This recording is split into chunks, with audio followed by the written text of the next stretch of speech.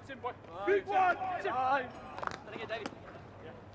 Oh, he died. Move in! Stay the one! Wag on! Just dig! Down!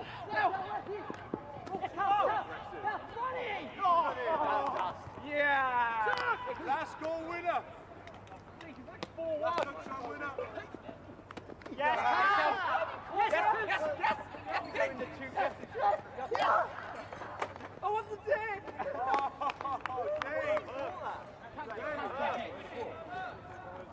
They take the cash then, boys. Do they take the cash for that? Absolutely not.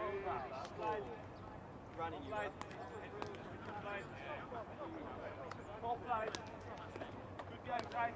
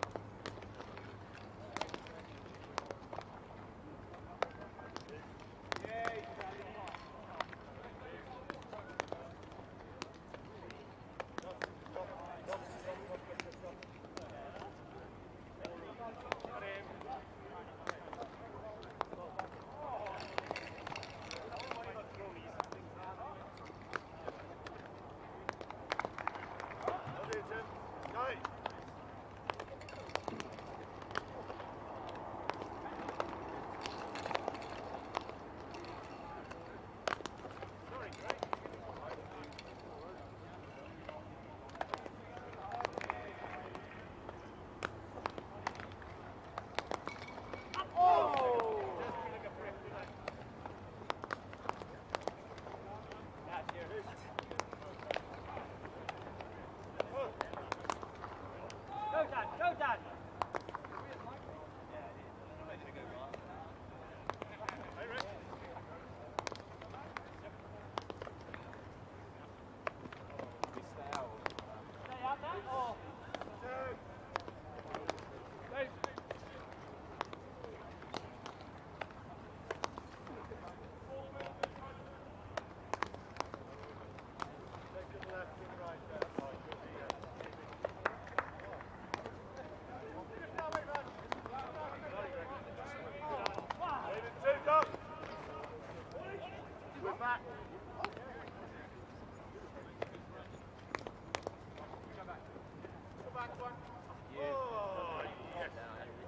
Covering off, there's 4 there, boy.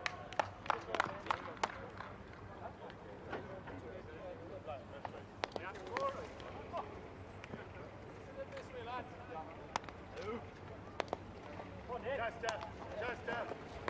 Die. Die.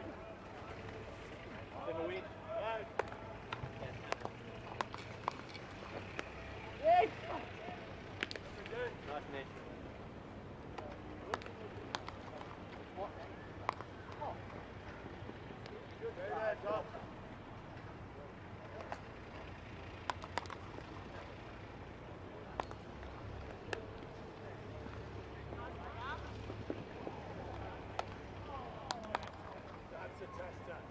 Come on, Dave.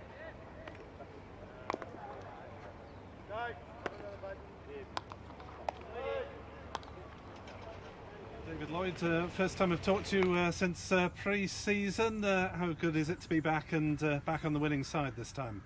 Yeah, it's obviously great to be back after such a long layoff and a frustrating year so far. So yeah, to be back with the boys and playing again, it's really nice and something I've been looking forward to for a while. Now, in this match, you could hardly have expected to get the opposition out for under 100, even if it was a slowish wicket. Yeah, obviously our bowlers bowled really well again. It's Prem and Salts up top, and then the seamers doing their job in the middle.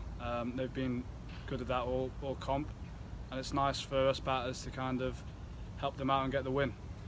You went off pretty hard, even though it was a low total. What was the thinking there?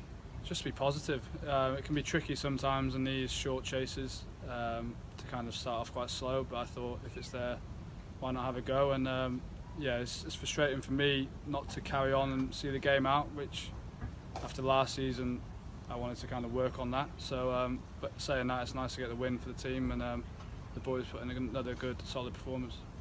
Must have been good to be back in the dugout there with little pressure on the guys who came in after you. Yeah, yeah, it's just getting the job done, and it's nice.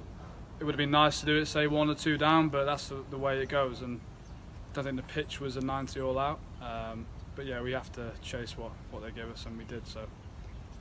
How frustrating has it been for yourself this season, having to watch while the batting has by and large struggled in the first half of the competition? Yeah, it's been frustrating. Obviously it's a competition everyone loves to play, and seeing the boys, it's annoying for me because I feel I can help them out and give them something. And so yeah, it's been frustrating in that way, but it's nice to get some sort of game time, considering there was talk of it then me not playing at all. So it's nice to get back and get 5 games, and hopefully we can finish the comp off with 3 more wins.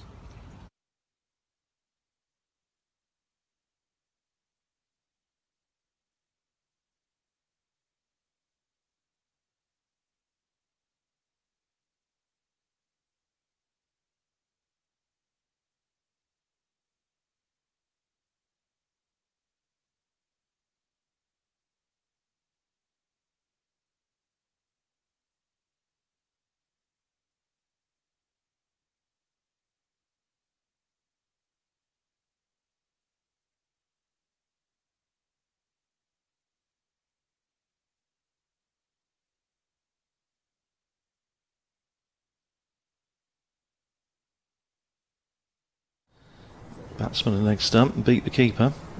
6 for no wicket, and that's a big appeal for RBW, and he's out. Sisodiya struck straight away. Richard Levy pushing forward but didn't get very for Glamorgan seconds. Salter bowls down the wicket, stumps. Paul Sterling has gone as well. Here, though, 24 for 2. Van der Hoofden comes in again, bowls it. He's gone straight up in the air, and Josh Cobb should be out. He's going to be caught by the Glamorgan captain, the keeper, Chris Cooke, and he... As Smith in bowls to Proctor, that's worked away nicely past fine leg, and that will run away for 4. It's at least 32 for 3, as that is played on by Proctor, chopping. Van der Hoofden in again, bowls to Rossington, who drives nicely, and it manages to beat them out at extra cover, and he's going to run up to the boundary.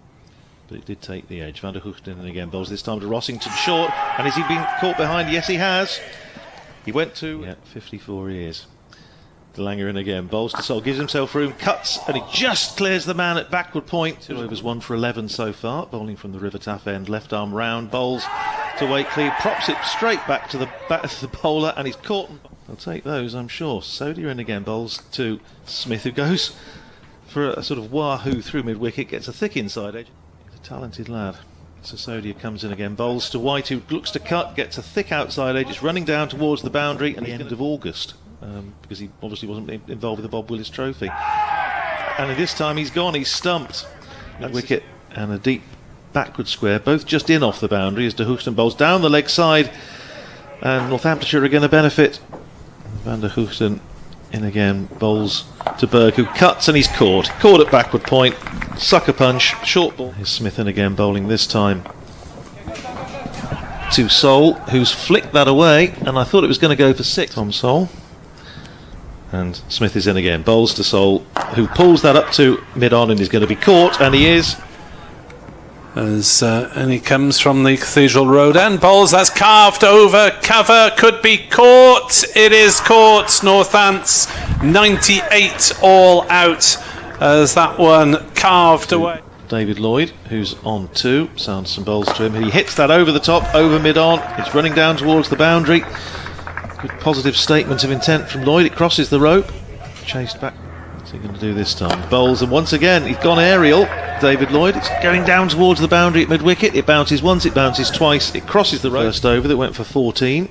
There's Buckin, bowls to Lloyd, who swings that away, and that's going to be 6. That's a huge hit. He's picked it up. It's got. runs in from down below us. This Cathedral Road end, bowls to Selman, who helps that round the corner, and he's going to get 4 runs. From third man to a short third man just inside the ring, saving 1. As Buck bowls a full toss that's hammered down the ground. Increase for England with only 18 overs left. Selman comes down the pitch and lofts that one over, long on for 6. Here's White again, reverse sweep comes out from Selman. There's an appeal for LBW, not out, the ball is rolling down. 68 for naught. White Cobb bowls, and that's chipped back to him by David Lloyd. White comes in, bowls once again, and that's heel for a stumping, and he's given out. So Graham White's a couple of no results and 1 abandoned without a ball bowled. Sanderson bowls to Taylor, who pulls that away through mid-wicket. I think he's going to loops away from us and bowls, and Cook's hit this one straight up in the air. There should be a player underneath it, and there is at mid-wicket. Tom Sole. And Sole takes the catch, and Cook has got from the Cathedral Road end. It's in to bowl, and Balbirnie clips it off his legs down towards backward square. They stroll through for the winning single. Glamorgan 99 for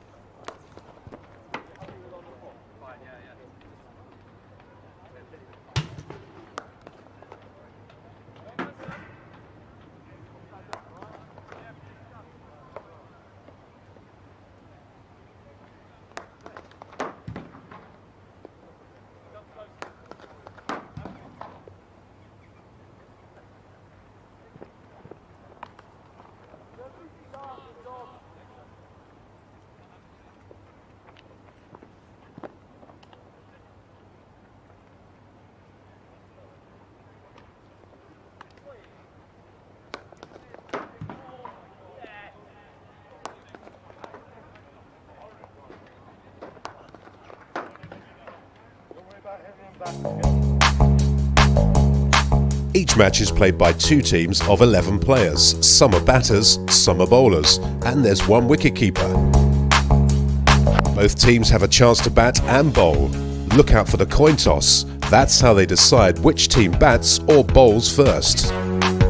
Each team has 20 overs to score as many runs as possible. The team with the most runs wins the game. 1 over is made up of 6 good deliveries from the bowler. To score runs, batters hit the ball and run between the stumps. If the ball reaches the boundary, it's 4 runs, and if it gets there without bouncing, that's a 6. While the batting team is scoring runs, the bowling team are trying to stop them and get the batters out by taking wickets. A few ways batters can be out are bowled, caught, run out, stumped, and LBW. Watch out for signals from the umpires, 4s, 6s, wickets, and these when a bad delivery has been bowled. Bad deliveries add runs to the batting team's score, and the bowler must bowl an extra ball. If you see the umpire doing this, the next ball is a free hit, and the batter cannot be out, bowled, caught, LBW, or stumped.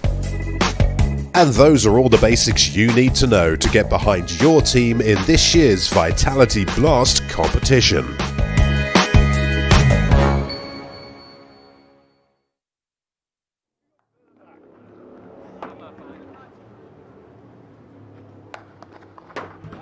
Radars off there, forget that.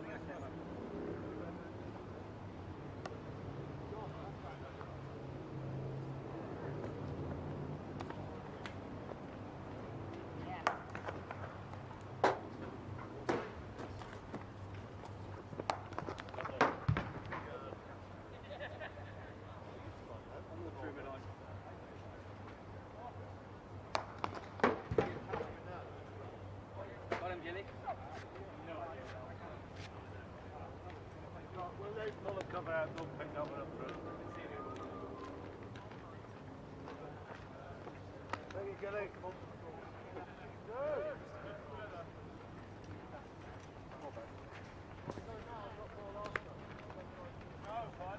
Good on you, lad. Thank you.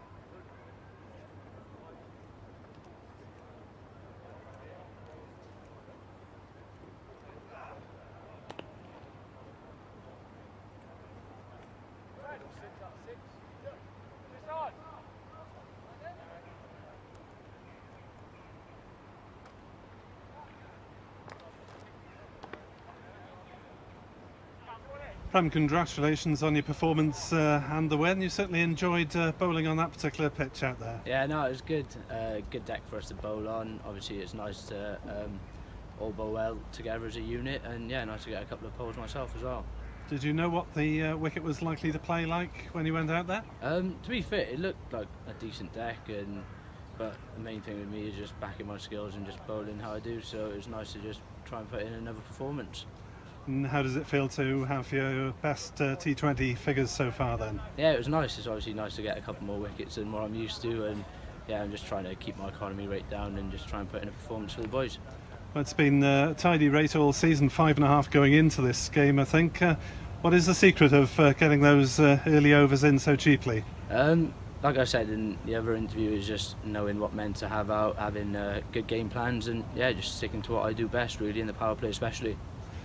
And good for the side, obviously, to get back on winning ways after 4 defeats on a bounce. What sort of effect do you think that'll have on the changing room? Yeah, it's good. We got a good buzz around the changing room now. It's nice to get a win. We've been playing good cricket, and it's nice that it all come together today, and all the boys done pretty well. So yeah, it's good going into the next couple of games. Yeah, the bowlers have certainly been doing their part all through the season, and you've got 2 home games next against Somerset and Gloucestershire. Yeah, it'd be good to play at home, good to play a couple of games here, and yeah, just hopefully the boys can put in another good performance on Wednesday and then on Friday again. Have you bothered looking much at the table, or is it just a question of trying to win everything and hope that other results go your way? Yeah, pretty much just try and win, just focusing on ourselves really, and making sure we put performances in, and yeah, see what happens then. And how much have you enjoyed this season personally, being a regular part and being a key wicket taker? Yeah, I've really enjoyed it. It's been nice to be a part of the team regularly, and yeah, just hopefully carry on through to the end of the season now.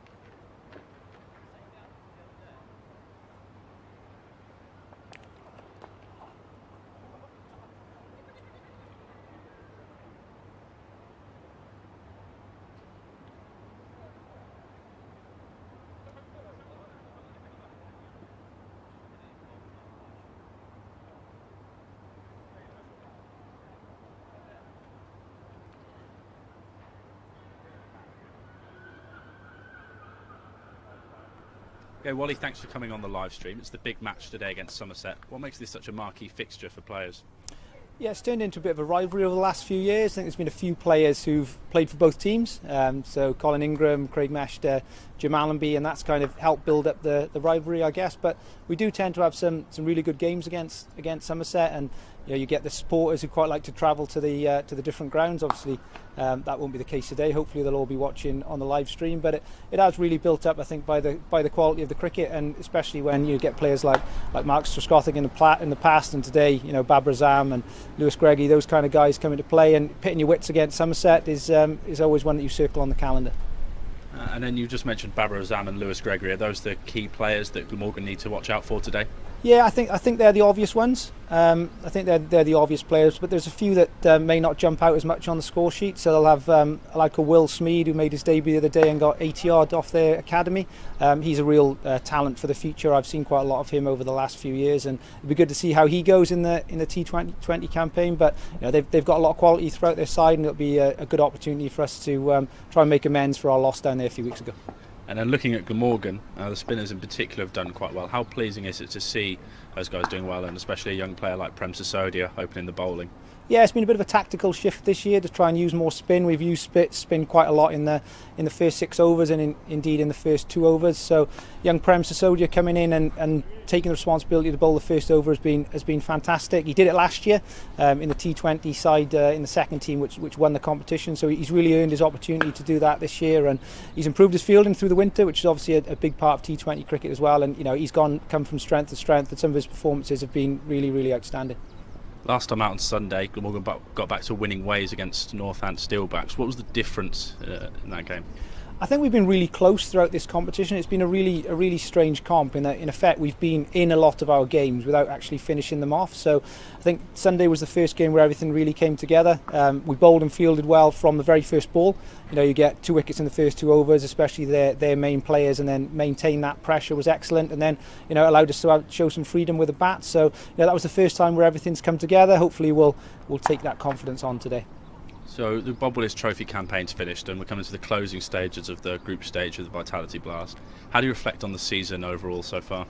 Yeah, it's hard to reflect on the Bob Willis Trophy without being a bit disappointed with how we performed in that competition. I mean, we had a difficult group, which we knew from the start, but we were really kind of under par throughout that comp, which was disappointing. We couldn't quite manage to maintain our disciplines with the ball probably for long enough, and then with the bat we didn't manage to get the runs on the board. It has allowed us to learn a few things about quite a lot of players, without having a Marnus Labuschagne like we did last year, or even somebody like David Lloyd, who's an experienced member of our middle order. It did allow other players to get an opportunity, but that'll be the competition where we take the great learnings from, and try and show what we need to work on through the winter into a full campaign, touch wood, next year. Recently announced that Lucas Carey signed a contract extension. What about the rest of the squad? What are the plans there? Yeah, so Lucas signing an extension is obviously great for us for another 2 years. Lucas has got a huge amount of potential. He's shown that he's got the quality to play first class cricket without really stringing together that string of high quality performances for a long period of time. So the next 2 years is really about him actually realising that potential. Him working hard and being a real fulcrum of the Glamorgan attack moving forward. So to have him tied down is great, and the hard work for him starts here really.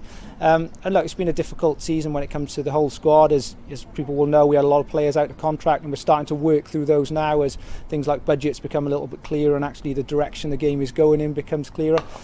It's uncertain times in all facets of life, and cricket is no different. So we're trying to work through those contracts at the moment, and we should have news on probably all of our squad within the coming week. We've mentioned Sisodiya. Callum Taylor's shown himself to be a real good young talent in all 3 aspects of the game, and then pre-season announced Alex Horton on a long-term deal. It must be exciting, and it shows there's a lot of talent in the pathway coming through.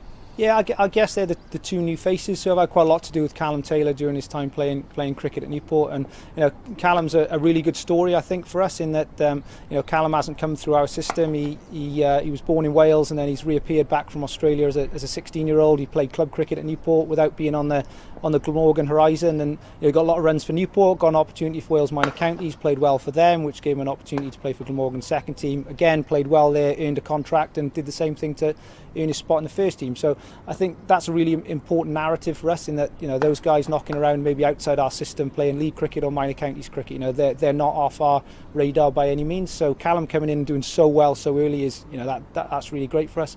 And Alex Horton is probably a name which a few people have heard knocking around for a few years. He's a super talented wicketkeeper batsman that we brought into our pro squad this year. But you've always got to be a little bit guarded with somebody when they're 16. He is a great talent, but we've got to give him space to develop, space to have some failures and come back from them. We're really excited about Alex, but we're not going to put any pressure on him. He signed a long-term contract with the club. That's to allow him to relax, finish off all the important things in his life, like his schoolwork, his GCSEs, his A-levels, while developing as a cricketer that hopefully will play a lot of cricket for Glamorgan, and just as importantly go on and hopefully attain some higher honours.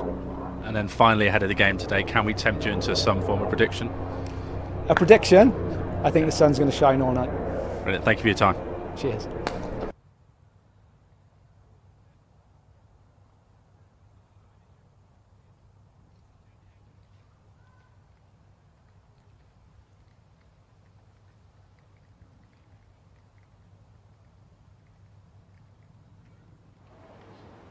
Beautiful evening. The floodlights are on, but we don't really need them. There's not a cloud in the sky, and we're all set for what should be a very exciting game of Vitality Blast T20 cricket. The news of the toss is that Glamorgan have won it, and they have asked Somerset to have a bat. The news of the teams I'll give you for Somerset, which is that Lewis Goldsworthy, 19-year-old young Cornish lad, will be making his debut for Somerset, which means that Somerset have got two teenagers in their ranks. Will Smead, who made 82 against Gloucestershire on Sunday, the other one, and it also means that Somerset have got two Lewises in their ranks, because the Somerset white ball captain is Lewis Gregory. I'm Anthony Gibson. With me is BBC Radio Wales Nick Webb, and former Glamorgan and Kent all-rounder. Did we call you that, Mike? Absolutely not. Just batsman will be fine. Batsman Mike Powell. Nick, the Glamorgan news. Yeah, Glamorgan unchanged from Sunday's game against Northants, so they line up Nick Selman, David Lloyd, Andrew Balbirnie, Chris Cooke, Callum Taylor, Owen Morgan, Andrew Salter, Marchant de Lange, Tim van der Hoogten, Rory Smith and Prem Sisodiya. Sisodiya may be a new name to some Somerset listeners. He is a 22-year-old left-arm spinner who's been opening the bowling and doing very well. He's taken 8 wickets. Tim van der Hoogten is their leading wicket taker with 9 alongside Andrew Salter. So a lot of spin for Glamorgan. And in terms of runs, Chris Cooke, their top run scorer, he's got 186 as an average of 37. David Lloyd has been back in the side for the last couple of matches, got a hard hit 40, so against Northants he'll be doing a pinch hitting job up top. So those are a few of the names to watch out for from the Welsh point of view. And it's great that we've got a fine evening, because I've lost count of the number of times I've driven over the bridge from Somerset. Oh, come on now. Surely not. Surely not. You've just reverted back to type there. Come on. It's always beautiful down here. Well, we're not actually very far away from you on the other side of the Bristol Channel, but it is the most beautiful evening for cricket. How do you see this game, Mike? Well, it's interesting. Somerset, in recent history, have been a very strong one-day outfit in 50 over and 2020. So yeah, when there's a game against Somerset, especially away from home, down your way, it's a tough affair. And we usually come second best. But we were talking just off air before we got on here. Was you're missing a couple of players injured? Yeah, it's a slight. James Hildreth is out. He tore his hamstring very nastily against the Bears the other night, and of course Tom Banton with England. Yeah, and on the back of that, with Glamorgan comfortably winning their last game against Northampton, a convincing win. It almost seems like it could be an even affair tonight. So yeah, I think we're in for a bit of a belter. I think you could be right. I mean, I think a lot depends on Somerset's star overseas batsman Babar Azam, the number 1 ranked T20 batsman in the world according to the International Cricket Conference. But he's only amassed, I think it's 52 runs in 4 innings. So he's not been in great form. He was out first ball of the match against Worcestershire the other night. I think a lot depends on him, because apart from Babar, it's a pretty inexperienced batting line. Steve Davis, of course, will go in first with Babar Azam. Will Smead, who's 18, Tom Abel, 26. Then Lewis Goldsworthy, who's 19. Lewis Gregory, who's more of an all-rounder. Tom Lammonby, just 20, and so on. And I think if Glamorgan can get amongst the early Somerset batsmen, pick up a couple of early wickets, then it's going to be difficult for an inexperienced Somerset batting lineup to claw it back. Yeah, I feel what you've done there with Babar Azam. You've talked him down in a big way there, and a player of that quality is only a matter of time till he puts a performance together, and hopefully, for Glamorgan's sake, it won't be tonight, but he is due a few. He batted beautifully here last year. I expect you remember that, Nick, don't you? Yes, Tom Banton also batted beautifully here last year as well, so thankfully for Glamorgan tonight, the Welsh fireman, or would-be Welsh fireman, is not with us, but it'll be interesting to see how many of those 100 squads remain intact for next season. But let's concentrate on the here and now with umpires Jeff Evans and Jeremy Lloyd, both in their last week or so as professional first-class umpires. They'll be adjudicating here this evening. Yep, it's a game that both sides need to win as well. Somerset are 4th in the central group table with 5 points from 7 games, 2 wins, 4 losses and 1 no result, and a net run rate of plus .228. Glamorgan are 5th, same record, 2 wins, 4 losses and 1 no result for 5 points, but they've got a minus net run rate of minus .102. But if either side can win tonight and then go on to win its final 2 games, there is still a possibility of qualifying. Yes, there's a bit of a scrap for places in this truncated competition, and that's how it should be. I suppose, Mike, you'll remember the days of 3 groups and trying to work out the maths. Were you the first one on the calculator to see if you had a chance or not? Honestly, when you're in the change room, you're playing, you don't honestly look beyond the first over you're gonna face as a batsman, or even the first delivery you're going to face. All you worry about is winning the game. It sounds very obvious, and you hear many sportsmen say it over and over again, but all you care about is what's actually in front of you on that day, and I'm sure Somerset and Glamorgan won't be looking beyond this game. Yeah, what difference, Nick, has David Lloyd's return made to this Glamorgan side? We gave them a bit of a start at Edgbaston on Friday night against the Bears. They couldn't make the most of that. It was only 21 off 12 balls, but after that they fell apart rather badly, and on Sunday against Northampton, chasing a modest target, Lloyd hit 40 off 29. It was virtually game over, so there's no worry at all for the guys coming into 3-4-5 in that game, and he takes the pressure off Nick Selman, who tends to be more of an orthodox stroke player. Hasn't got the highest strike rate for T20 cricket, but David Lloyd will be the man that Glamorgan will be looking to come out blazing when they reply to whatever Somerset post. So Nick, just on that, I tell you what he does bring, David Lloyd. He brings a completely different style to other batsmen they've got at Glamorgan. He cuts and pulls borderline length deliveries, so that's what he does. With very few of the Glamorgan players bat in that style, so he gives something else for the bowler to worry about. Now the pitch, is this the same pitch that was used for the Northamptonshire match on Sunday? Yep, it was not good to bat on, as you might I was just going to say that. gather from 98 all out. We were sort of keeping up with events here down at Taunton, where Somerset were playing Gloucester, and couldn't believe what we were seeing in the way of the clatter of Northamptonshire wickets. Well, the story of that was that Levy was out LBW in the first over. Paul Sterling was stumped in the second over, and Northants, instead of recalibrating, kept on going in the same attacking style and didn't last very long. So no one really tried to regroup and play the wicket. Right, would you like to take the first over? Thank you.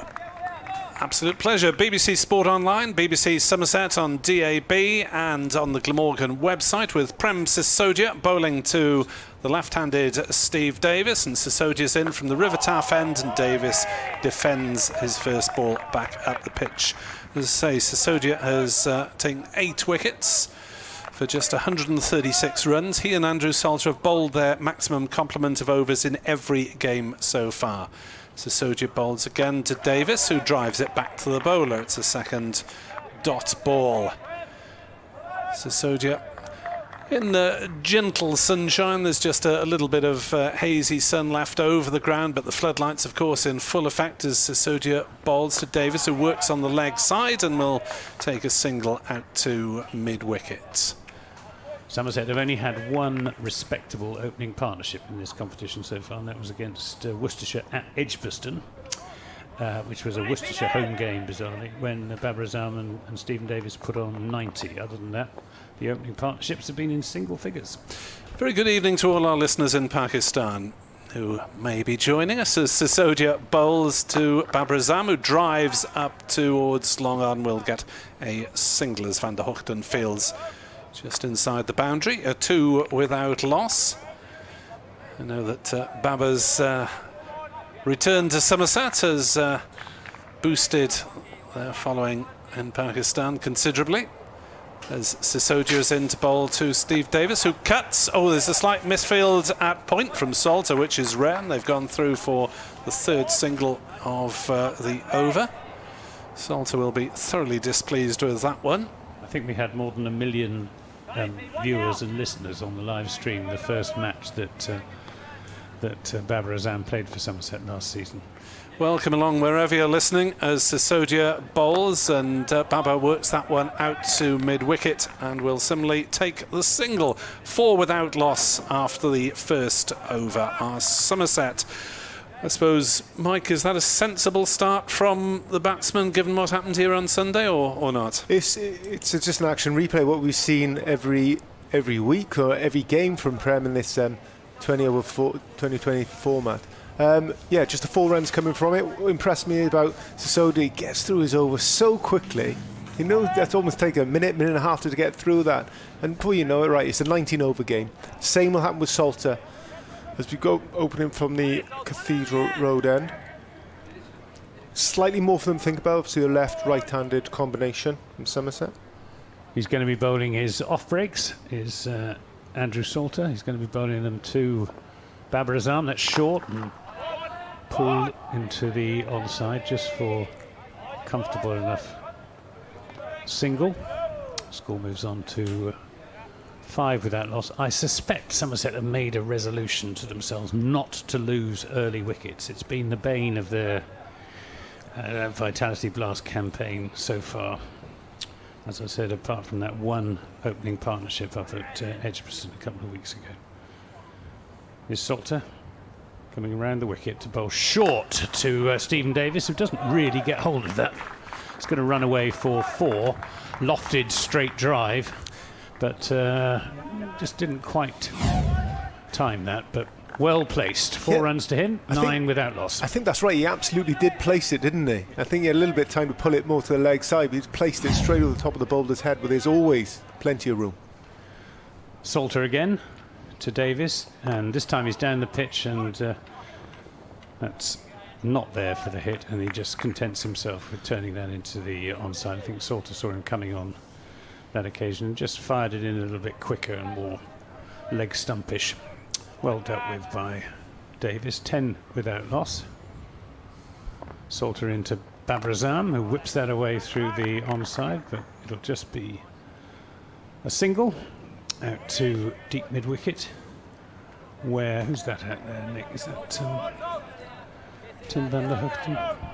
I believe, was it Balbirnie? No, it's yes, no. I think it's couldn't quite spot the number. Yes, it is Balbirnie. Again, and this is turned away into the onside. They'll think, no, they won't think about a second run. They'll content themselves with just the single. So 11 without loss after 5 balls of the second over. 12 without loss. Salter to Babar Azam. He pulls that away high and hard and handsome for 6. Over the deep backward square leg boundary. Umpire Evans lifts his arms to the heavens, and that was nicely picked up by Babar Azam, and after 2 overs, Somerset 18 runs. Yeah, arms raised by the umpire there, and Salter, the bowler, hands on hips, wondering how he ended up hitting that for 6, but just got enough of it to clear the rope over square leg. Lovely way to finish the over for Somerset. So Sisodiya will try and rattle through this second over as well from the River Taff end, running towards us, and Steve Davis, the left-hander, on strike at 18 for naught. As that stumped, is it? Yes, he's on his way without any word from umpire Evans. He gave that one up, and it's 18 for 1 as Sisodiya fired that one wide of off stump, I think, seeing the batsman giving them the charge, and canny bit of bowling there, Mike. Yeah, absolutely agree. Davis just leaving his crease a little bit too early and giving himself a little bit too much room. Sisodiya seeing that and firing it wide outside off stump with a length delivery. Easy work for Cooke behind the wickets for stumping. Wasn't such good batting. He telegraphed that rather, did Stephen Davis. Just needed to wait for another split second. But, well, he hasn't had a great time, Steve Davis, in Vitality Blast this season for Somerset. He doesn't normally play. In fact, Tom Banton has the gloves for Somerset, or has done for the last couple of seasons. Stephen Davis just, well, before this match, 98 runs from 6 innings, averaging 16.33, which is a disappointing return for a batsman of his calibre. 18 for 1 then. Here from BBC Sports, BBC Somerset, Glamorgan website, from Sophia Gardens. And the numberless Smeed. The numberless Smeed, the boy wonder, 18 years old, Cambridge born, as Sisodiya bowls, and Smeed defends that one out on the offside. He's not born in Cambridge, he's born in Taunton, isn't he? That was what the records that I... Well, he's Somerset through and through. May well be. Apart from where he's born. Bred in... Bridgewater family. As Sisodiya bowls, and Smeed drives down the ground, and will get a single to get off the mark. I'll check where I got that from, because I wrote it down this afternoon, and I don't think I was he's a local boy. He's been playing for Somerset since the age of 8. I hadn't had a drop to drink since it was just after lunch. He played for the Somerset under-10s first at the age of 8. He's an import. 19 for 1. Sisodiya bowls, and Babar Azam is dropped at point as they go through for a single. Salter flung himself to his right. It was a difficult chance, but he often takes those as Azam cut aerially, and a chance to dismiss the Pakistani batsman cheaply goes down. 20 for 1. Sisodiya to bowl to Smeed then. Just took the single off that drop chance. As Smeed works it on the leg side. They run the first one hard. It's a good chase by David. Lloyd slides behind the umpire and keeps them down to the single. 21 for 1. Third over here at Sophia Gardens in round 8 of the T20 Blast out of 10 for these two sides. As Sisodiya in bowls, and Babar drives, but straight to cover. It's on the edge of the circle, but no single to be had. 21 for 1, just 3 runs and the wicket off that third over, delivered by Prem Sisodiya. 21 for 1 after 3.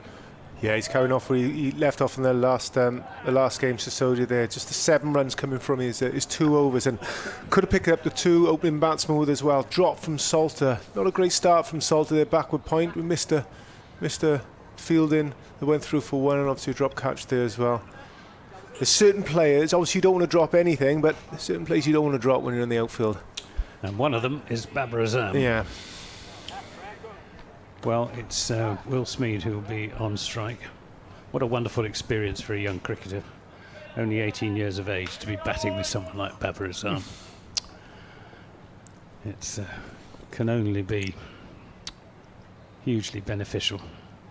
New over coming in, and this is worked away into the offside.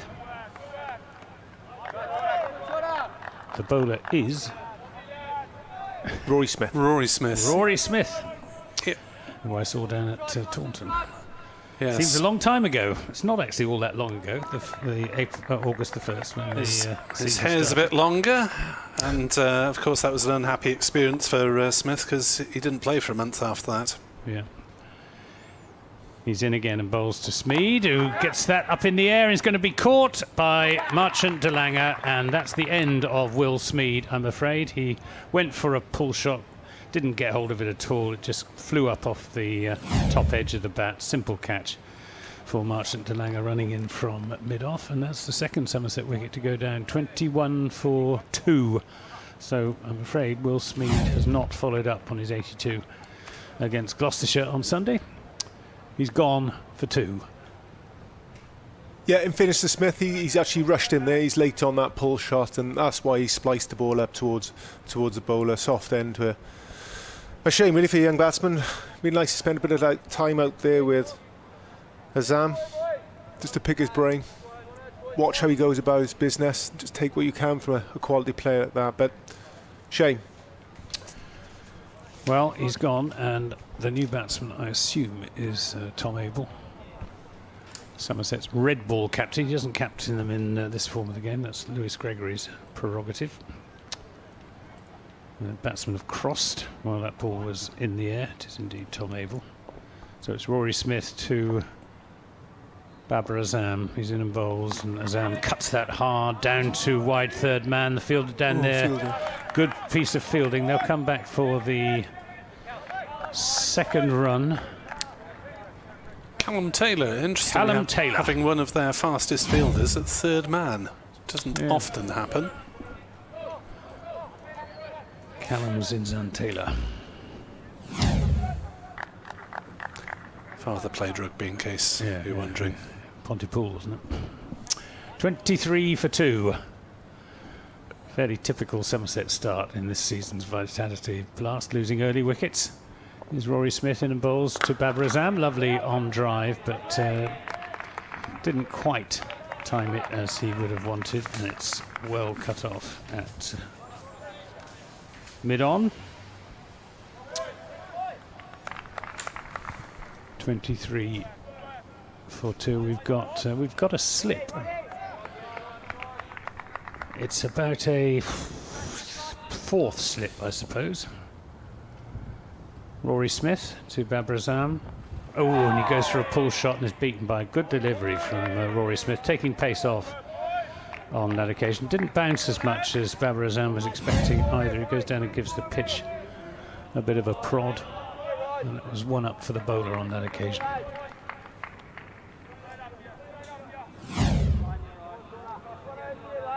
Glamorgan started slowly, I think it would be fair to say, wouldn't it, Nick, in this competition? Won the first one, lost the 4 after that. Yeah. Here's Rory Smith in bowls, and this is pulled, not timed, but I think he's going to pick up 4 runs, Babar Azam. Got enough of it, and it runs away over the straight mid-wicket, wide, long-on boundary for 4 runs. 27 for 2, and we have had 4 overs so far. Nick, do we say this is the wicket they used on Sunday? Yep. Any indifferent? Is it playing the same? So you say was it a few gremlins in the wicket last Sunday? You said low scoring game. It doesn't look quite as sticky as it was on Sunday. That was it. It was sticky. Was it indifferent bounce, or was it side movement or spin? What was it like? Just not coming through. Okay. Because to me, from my end, it looks a perfectly fine wicket. What I've seen so far in the first 4 overs. Yeah, I'm not versed to opine on how wickets might change over the space of a few days, but hopefully it'll improve from the batsman point of view. 27 for 2 after 4 are Somerset, as Van der Hoogten is in from the River Taff end, and that's driven by Abel up to mid-on, and they've gone through for a quick single. 28 for 2. Baba on strike on 17, having been dropped by Andrew Salter on 10 at point, and Somerset in the maroon tops, Glamorgan in the Navy and daffodil yellow. Van der Hoogten is into bowl. Oh, that's a leading edge out into the covers, and he's got away with it as Babar. That just looped frustratingly over cover. He won't get 4 runs. Andrew Balbirnie has retrieved it from just inside the cover boundary. 30 for 2. That seemed to be up in the air for an age, Mike. Yeah, Van der Hoogten, he's a smart bowling. See, he comes very wide of the crease, then angle the ball into leg stump.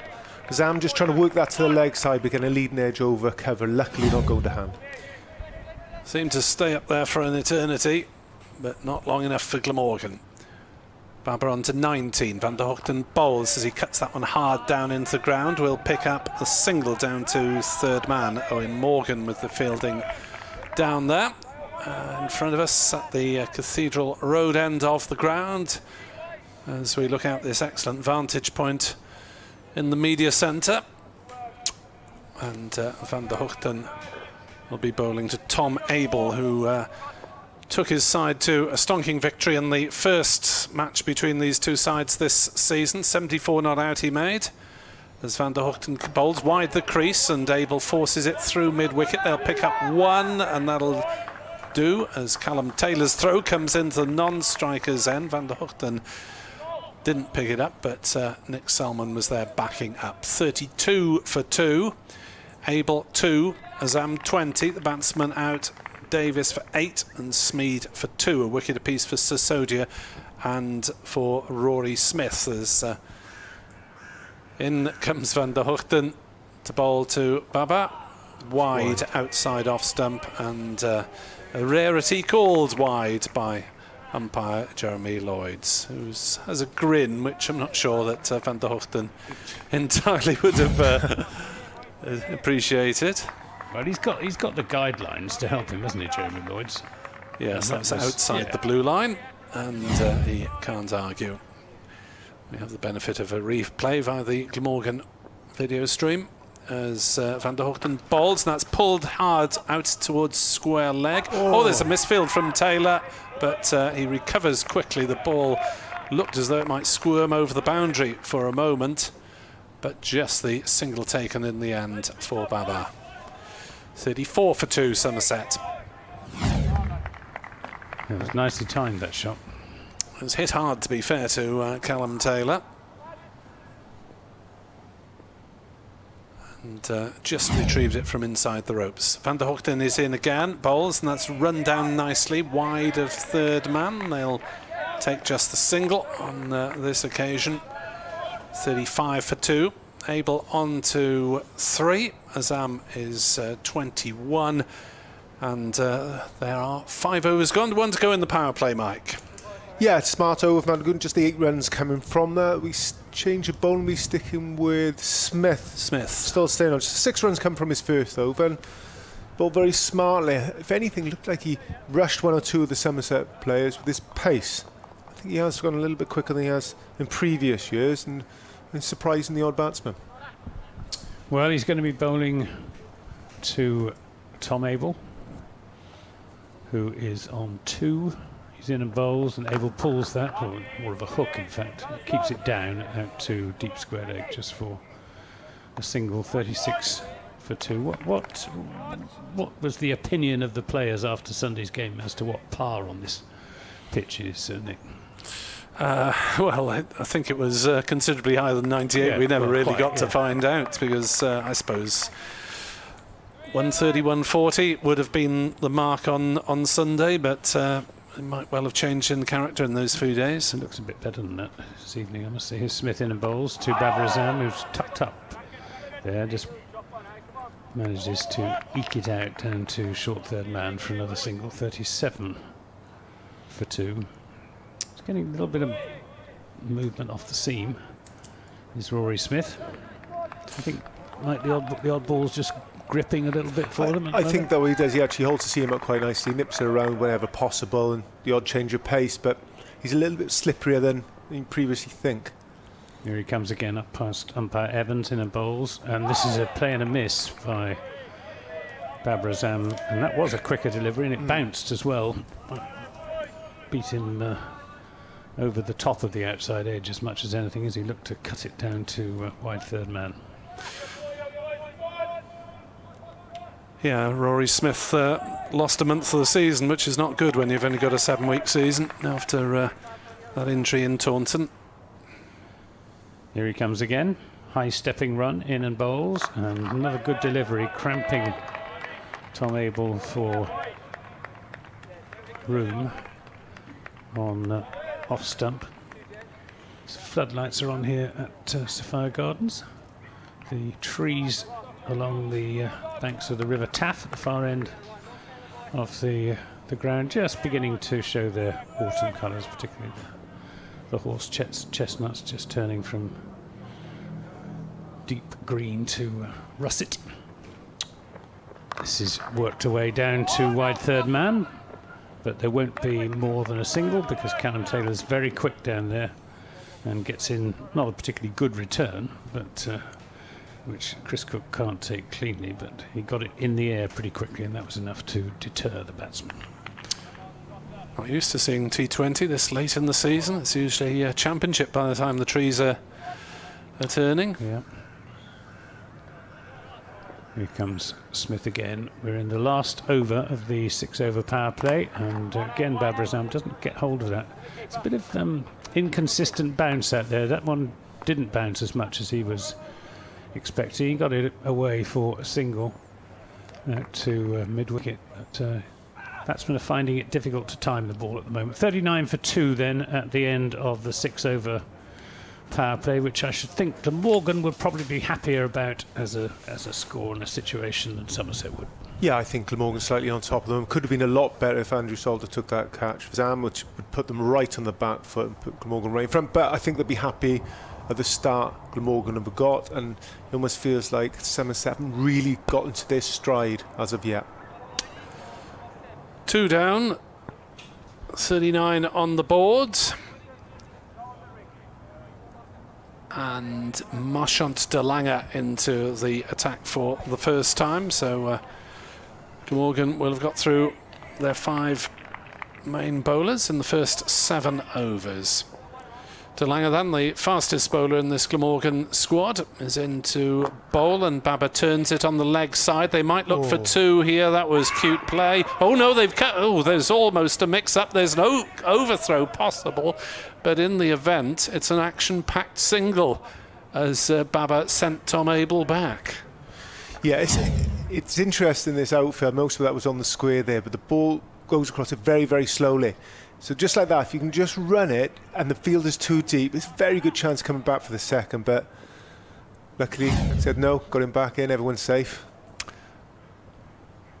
Yes, I don't think there would have been a second there with a good throw on that occasion, but the intent was good as De Lange bowls, and that's helped on its way down to fine leg. He's got away with that one slightly, has De Lange. Abel flicking it down to fine leg, and they've just taken the single off it, 41 for 2. Maybe that one could have been dispatched to the boundary. De Lange runs towards us and bowls, and that's run down to third man by Babar for just a single. 42 for 2. It does look as though the batsmen are readjusting their sights downwards in light of the pitch, Mike. Yeah, it doesn't look easy to score out there, in fairness to the Somerset team, and possibly is thinking, right, let's pick up what we can at the moment, maybe a few wickets in hand towards the end of our overs. That's what it feels like. There's no one, haven't really cut loose yet. Former Glamorgan and Kent batsman Mike Powell with us here on the BBC commentary as De Lange bowls a short ball. Oh dear, that's gone for 6 runs to the Glamorgan cause, and that happened on Sunday, and I'm afraid he hasn't learnt. Bang it in short over the keeper's head. It's a no ball, it's 4 byes, it's 6 runs, and it's really a bonus for the opposition, and to do it twice in 2 games is not the most intelligent. Well, he's a fast bowler, what do you expect? 48 for 2 as that's clipped off his legs by Abel down to square leg, and they'll take a single. 49 for 2. De Lange on Sunday finished with 3.2 overs, 1 for 14, so could have been rather better without that little incident. Well, he won the game against Somerset down at Taunton a couple of years ago. Yep. Brilliant final spell. 49 for 2 as that one is driven back past the bowler very hard by Babar Azam, who's really got his eye on by now. That one races up to the straight boundary up at the far end of the ground. 53 for 2, and Babar has 29 of them, having been dropped on 10. And Glamorgan are already regretting that. That was a nice shot, Mike. Yeah, Zoo's classed that. Lovely hitting the ball past a fast bowler.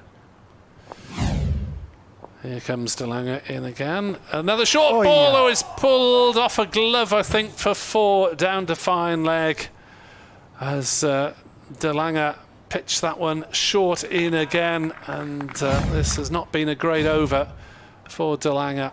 57 for 2. Glove just over a diving Cooke, who made a superb effort, as did Sisodiya, to come round from fine leg. And DeLange might well be grimacing at the end of that one. Yeah, good over for Somerset. They're 14 runs coming from... 17. 17 runs coming from that over from DeLange. Possibly the over sort of gets them back into this game, puts their nose in front. Who knows? Flicks that domino, just get them going in the right direction. Change of bowling, Salter come back on. He's road end. I've got some support for you on Will Smead's birthplace. Oh. Nick, I'll come to that after this delivery from Andrew Salter, who's in a bowls to Abel, who gives himself room. Right. I think before you say this information, there's no way you'd be giving this information if Nick was right. He was and you right. were wrong. He was right. Really? He was born in Cambridge, but I can assure you he is a Somerset boy. This is driven into the onside just for a single by Todd Abel. Yep, thanks Dave Downing for that. William Conrad Francis Smead, according to Cricinfo, was born in Cambridge on 26th of October 2001. Well played, Nick. Yep. Australia 99 for 5. Is Salter down the leg side and helped on its way. I think that came off a part of the bat. It's gone for 4 in any case, and it is indeed signalled as a 4 off the bat by umpire Jeff Evans. So runs coming in a bit of a flood for Somerset at the moment, 62 for 2. So they have added 23 rather, from the last 8 deliveries. And really as a result of some rather sloppy bowling from Glamorgan. This is short and cut away nicely by Babar Azam. They're coming back for the second run. He'll have to hurry. He does hurry, and it wasn't a particularly good throw in any case. Nice shot from Babar Azam. Just gave himself a little bit of room and timed it away through just backward of square. 64 for 2. We're in the 8th over. Salter bowls and Babar Azam plays that up the onside of the pitch. Salter very quickly onto it, cutting off any chance of a single. Yeah, Glamorgan have generally bowled pretty decently through the campaign, and it's been their batting that's let them down. This is a poor little period, this. Salter again, and this is nicely worked away into the onside, but only for a single.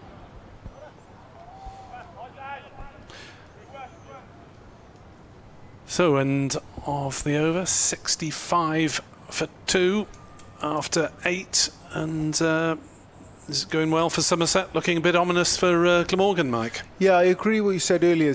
It wasn't as if Somerset had put their foot in the accelerator and forced the issue. I think they were just feeding off, some poor deliveries from the Glamorgan bowlers. But yeah, with those poor deliveries, it's sort of got them back into this game here. 65 for 2. 8 overs gone. 2 batsmen reasonably set. Azam going very well on 40. So yeah, at the moment, as we stand, Somerset are going quite nicely. Matthew Maynard, the Glamorgan coach, is having a long chat with Graham Wagg, the all-rounder, who's in the squad but not in the 11 for this game. 65 for 2 then. Abel is 8. Babar Azam is 40. And Tim van der Hoogten will take over the attack from Marchant DeLange at the River Taff end. DeLange has improved his economy rate until tonight this season. Van der Hoogten bowls, and that's played by Babar down to square leg. Go through for a single. Interesting with Van der Hoogten. Seen it in, I think, one previous match. He seems to be coming quite wide of the crease and trying to angle it back in. Yeah, I think he mixes it up. He'll bowl his conventional, normal, straight, nice and tight to the stumps. And when he goes wide, he is very wide of the crease. Just giving the batsman something else to think about. That one's more conventional as Abel turns it up towards mid-wicket. Jogged through for a single on that occasion. 67 for 2. I think it's just that element of surprise, Nick. I mean, whether it's a slow ball, change of angle of your delivery, something else the batsman would think about. As a batsman, all you want, ideally, is the same delivery in the same area. So that's always change up. Here is Van der Hoogten then.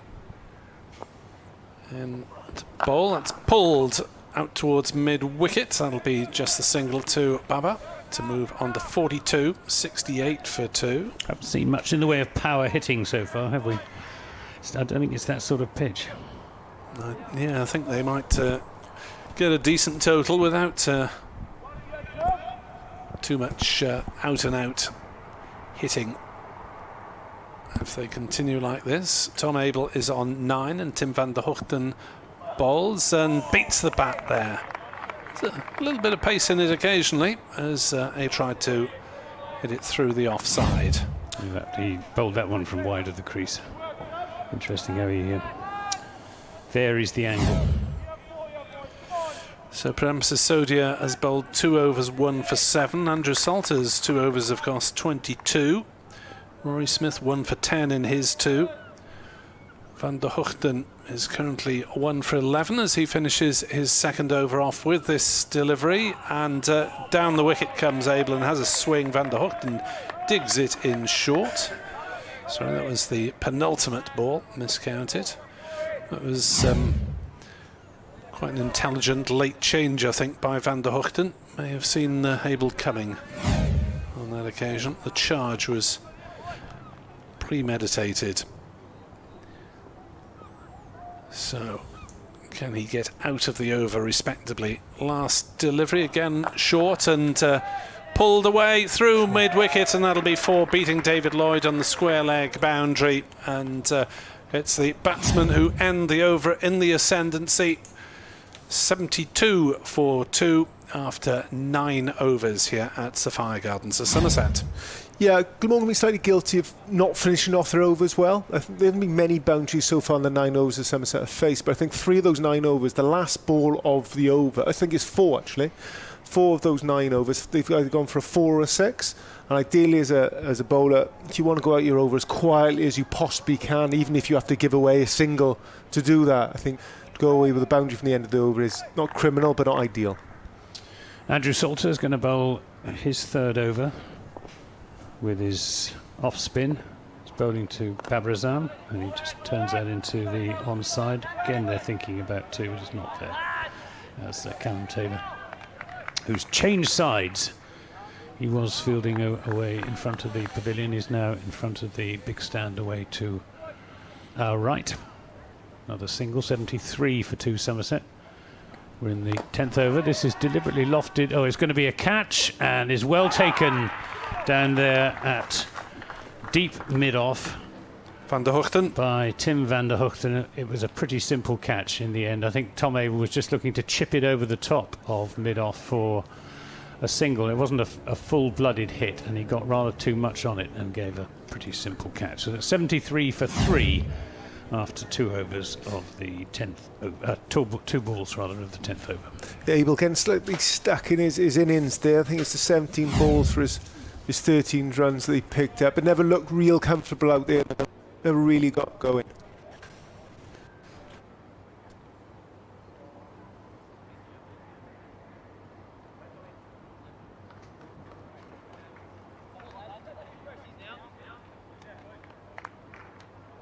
We can't keep him in for another 7, 8, 9 overs. I think Somerset going to have a very good score. What you don't want is your best player taking all the risky shots to get you up to that score. So if you work together and help him out as much as you can, well, I think they help the team out to end up in something that's going to be quite a respectable score. Well, the new batsman is Lewis Goldsworthy, making his debut for Somerset, 19-year-old Cornishman. And Playfair gives his place of birth as Cornwall. If anybody on Twitter knows a slightly more precise location for the nativity of Lewis Goldsworthy, I would be very interested. Here's Salter in the bowls to him, and he doesn't play at that because it's they crossed while that ball was in the air, and it's Babar Azam who plays that out into the offside. Cornwall's a big county, but he's indisputably Cornish. Salter in the bowls to Babar Azam, who again is content just to work that away for a single into the onside. You feel he's biding his time. Babar Azam, he's not a big hitter in the mould of Paul Sterling or Richard Levy or Nick Webb. He plays proper cricket shots, but they're supercharged proper cricket shots. I've never been accused of being a big hitter. Can't get the ball off the square at my age. Here's Salter to Goldsworthy, who'll pick up his first run for Somerset as he turns that into the onside. Well batted, young man. He's not very tall, Lewis Goldsworthy, as you can see. 5'6", 7", something like that. Not strongly built, but great things are hoped of him. Salter to Babar Azam. He's back on his stumps, pulling that away, but only as far as Callum Taylor on the deep mid-wicket boundary for a single. End of the 10th over, so we've reached the halfway point. 76 for 3 Somerset, and I think Mike Powell it's just about even. Yeah, I think honour's about even. I think it possibly could be somewhere in between a 155, 175 wicket here tonight. They bat very well. I think top end will have to go some to get up there, but I think above 150 I think would be a competitive score here tonight. So into the second half of the innings we go. Lewis Goldsworthy, apparently his clubs have included Camborne, Troon and St Just. Well, that's West Cornwall. Well, there we are. I'm glad that you're able to narrow things down a little. As Van der Hoogten bowls and Babar drops his wrists on that, turns it into the leg side, looking for 2, but Glamorgan alive to that possibility. And Mr Goldsworthy is sent back as he looks for a second run. I think Troon were, if they weren't the first winners of the National Village knockout competition at Lord's, they were certainly one of the earliest winners of it. It was long before Lewis Goldsworthy. Long before Edward Bevan, even. Indeed. Well, this is going back into, I think, the 70s, something like that. As this next delivery is turned on the leg side by Goldsworthy. He'll take a single, 78 for 3. So was Edwards' triumph at Lord's in the 70s. Well, who was he playing for? Gowerton. Not the legs to talk about it much. Well, not many people have been a winning captain at Lord's in a cup final. 78 for 3. As in comes the next delivery from Van der Hoogten. It's short and it's pulled by Babar to mid-wicket. And just the single taken again. Hitting the ball hard is Babar, but not always finding the gaps at the moment, Mike. Yeah, very watchful at the moment, the shots he's playing. I think he realised the role he has to play here tonight to get Somerset set up to something that's a winning score. He's got his highest score of this particular campaign, beating his previous best of 42. Van der Hoogten bowls, Goldsworthy drives up towards mid-on. Takes the single. 80 for 3. And you get the feeling, Mike, that Somerset are heading for the sort of total that is going to put pressure on the Glamorgan batsmen, who are not particularly high in confidence as a unit at the moment. Yeah, but I think Glamorgan take comfort that Somerset haven't really got away from them. So it's not sort of they've gone off like a train and right, Glamorgan have to do exactly the same when they get out there. I think it's been quite a controlled manner in how they've got these runs, so take comfort from that. 80 for 3. Babar 47 not out. The man out. Stephen Davis for 8. Will Smead for 2. Tom Abel for 13. You're listening to BBC Sport Online, BBC Somerset, also via the Glamorgan website, as Van der Hoogten bowls and Babar takes a single. Out on the offside, there's a shy from Salter, but Goldsworthy was safely home.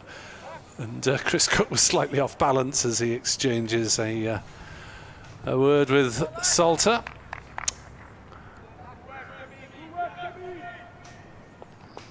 So Goldsworthy on strike. Babar on 48, not out.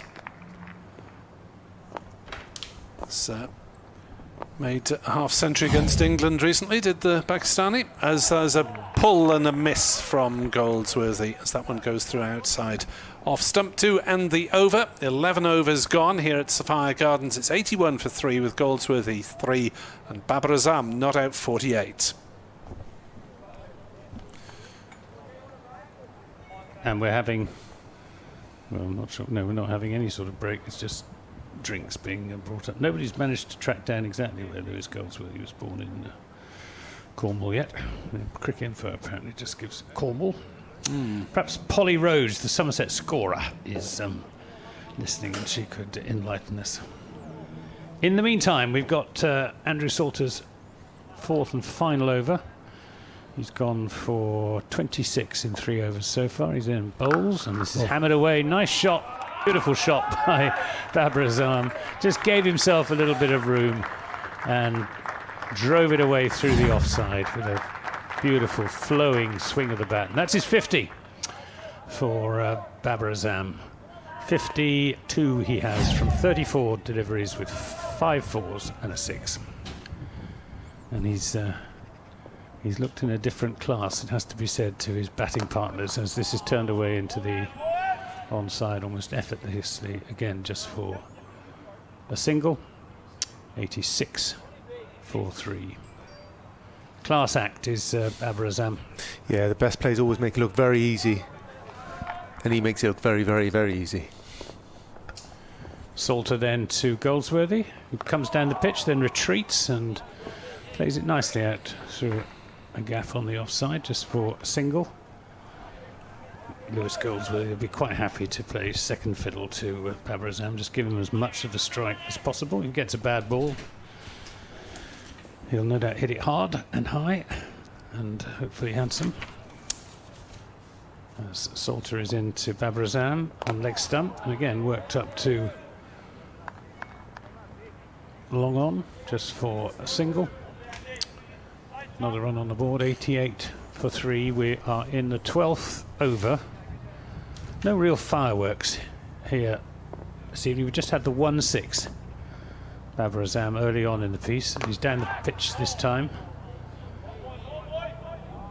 Just for a single to Lewis Goldsworthy. He moves on to 4. 88 for 3. Salter bowls down the pitch, hitting it hard and high. It's over the top for 6. Oh, I thought Long On was in business there for a moment, and I think Long On thought he was in business as well, but it was hit too well by Babar Azam, and it's gone over the Long On boundary for 6. And at the end of the over, which was the 12th of the innings, 96 for 3. Somerset. You're right, he didn't quite get all of that today, but enough to get it over the boundary rope there. Possibly if Smith was all the way back on the boundary, could have possibly had a chance of catching it, but there's a fine balance between being right on the rope and giving the batsman an easy 2 if it's hit to him on the floor, or being there, be able to catch it if it's borderline just over the rope for 6. But great finish again from Somerset from that over. I appreciate Goldsworthy, his debut, and there's probably a lot going on at the moment in his head and all the razzmatazz 2020 ticket cricket, but there's a role for him to play here, taking some sort of pressure away from Azam. And if he can find a boundary rope here, this will be a big over for him, just to get him going. Sisodiya is in to bowl to Goldsworthy, drives nicely into the offside, but it's picked up by the sweeper out on the cover boundary, Andrew Balbirnie. And there's just the single to be had there. There's a little bit of breeze around. Pleasant enough evening here in central Cardiff as night begins to fall, and Sisodiya bowls to Babar, who cuts and will get runs here. He'll get 4 runs. Just a little late dab, and the ball shoots down to the third man boundary to bring up the Somerset 100 in the 13th over. You just have to be slightly off, then you're slightly off line, slightly off length, maybe too much pace in it, and he'll just run you down, or he'll dance on the wicket and hit you over the top. Such a quality player. Babar is on to 64 with that beautiful little cut shot. 64% therefore of Somerset's runs, as that one is cracked out hard to point. Oh, there's a slight misfield by Lloyd, but it was hit very hard, and Lloyd was just blocking it at the end, I think, as they did go through for the single. 101 for 3. Lloyd possibly getting it off the end of an old wicket, as Goldsworthy tries to go inside out over mid-off. He will get... Oh, it's almost kicked over the boundary. There's a poor piece of fielding. They've come back for 3 runs. Maybe it's a little harsh to say it was poor fielding, but the man out at long off did lose control of it, Marchant de Lange, and they take 3 for it. Very good shot from Goldsworthy there. Just opened up over himself, chipping the ball over cover, picking up the 3 runs. Real big help for Somerset playing a role like this. Sisodiya bowls and turned on the leg side by Babar just for a single. 105 for 3. Somerset. So 3 infielders on the offside. Fine leg is the only man saving the single on the leg side. Questions being asked of Sisodiya here then. He's had a good campaign as Goldsworthy turns his wrists on it and works it down to backward square for a single. 106 for 3. Goldsworthy is into double figures on debut. He is 10 not out. Babar Azam is 66, and it's 106 for 3 with 10 coming off that over. And I can reveal to you that when Babar Azam reached 6, he also reached 5,000 runs in T20 cricket, which he has scored in approximately 151 T20s at an average of 42.6, strike rate of 125, which, you know, is not bad, is it? Not bad. It's looked classier this evening, certainly. Yes, he looked all at sea, frankly, in his well, he didn't have, he wasn't in for very long against Worcester. He was in for 1 ball, but even against Gloucester on Sunday, he just wasn't timely at all. It was a real struggle. Right, we've got Marchant de Lange to come in from the City end. He's in to bowl to Goldsworthy. He's looking for a single in the offside, and we'll get it comfortably enough. Seems to be playing quite fluently, Lewis Goldsworthy. Ball seems to be coming nicely off his bat, not trying to hit it too hard, just waiting for it. Not going searching for it. Here's a bizarre little stat. Australia's innings is 26 overs old, and the man who's delivered more than any other bowler is Joe Root. Here's the Lange in and bowls, and this is lofted away down towards third man. There's a fielder underneath it, should be taken, and he's dropped it. He's dropped it down at third man. Owen Morgan. Owen Morgan. Oh, Owen. That really wasn't, as T20 catches go, that was not the most difficult in the world. And it really doesn't pay to drop. He misjudged it, didn't he? He just didn't come in far enough. Here's de Lange in again and bowls, and this is uppercut down to third man, and that's 4 more runs. 4 this time to Lewis Goldsworthy. De Lange in the middle of the wicket, his hands on his hips there. Poor Morgan, he was never going to stop that ball that was going for 4, but the previous delivery possibly got in the lights, possibly, I'll give him the benefit of the doubt, but not a great drop, and have to drop a player like Azam as well. I think he just misjudged it, and he didn't come in far enough. He may have, as you say, lost it in the lights. Here's de Lange to Goldsworthy, a short one, and he ducks underneath it. Good bounce to that from de Lange. Teach the youngster a lesson. 112 for 3. We're in the 14th over. So plenty of Plenty of time for Somerset to add to what's already decent position. Delanga into Goldsworthy, makes room for himself and doesn't time it at all. They think about a single, but he plays it almost directly back to the bowler and very wisely decide not to. Delanga gets in a bit of a tangle with Babar Azam, but picks the ball up. Yeah, just mixing his pace up there. I think he rolled his fingers over that, Delanga. He's enjoying himself by the big smile on his face, big South African. Good work from Goldsworthy here, just slowing Delanga down in the middle of his over. Yeah. Here he comes again. He's in and bowls down the leg side, and that is not given as a wide, which generous to the bowler, I would have said. But anyway, it wasn't. It's the end of the over. It's 112 for 3, of which Babar Azam has 67 from 41 balls with 6 fours and 2 sixes, and Lewis Goldsworthy giving him good support with 15 from 12 balls with just 15 from 14 balls with just the one boundary. Yeah, there's Somerset just moved themselves into a nice position here. Just 3 wickets down, 6 overs to go, 112 on the board. Azam, their best batsman, in there on 63, and Goldsworthy playing a supporting role on 15. Sisodiya to bowl, and a big swing sends it out towards square leg, and Babar goes through for a single. That was off the inside edge of the batters. Everyone having a grin, batsman, bowler and umpire there. They all knew that was a slight mishit.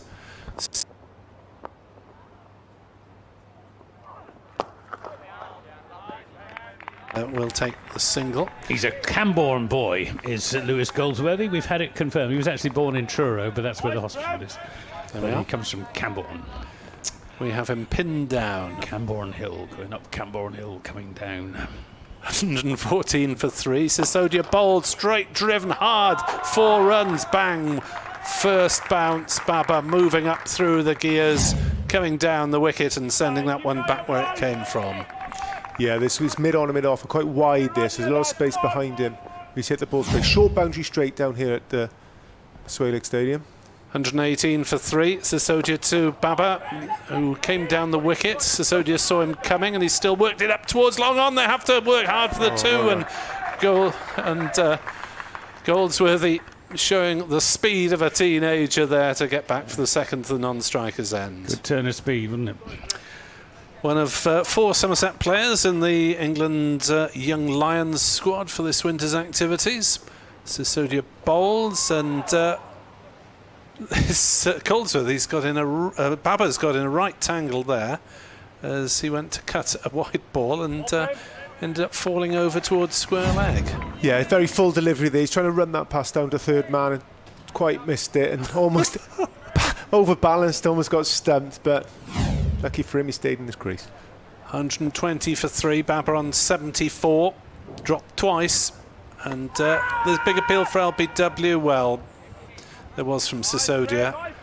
Chris Cooke was not hugely interested behind the stumps. 120 for 3 after 15 here on BBC Sport Online, BBC Somerset, and the Glamorgan website, just to remind you of those other Somerset players with England's Young Lions, as well as Goldsworthy, Will Smead we've already seen, Tom Lammonby and Casey Aldridge as well, so a good representation. 120 for 3, 5 to come, Mike. Yeah, you just got a feeling that sometimes just pushing the foot down the accelerator. You're trying to move through the gears here, as you would do with 5 overs to go. So hopefully we're looking for obviously a few boundaries.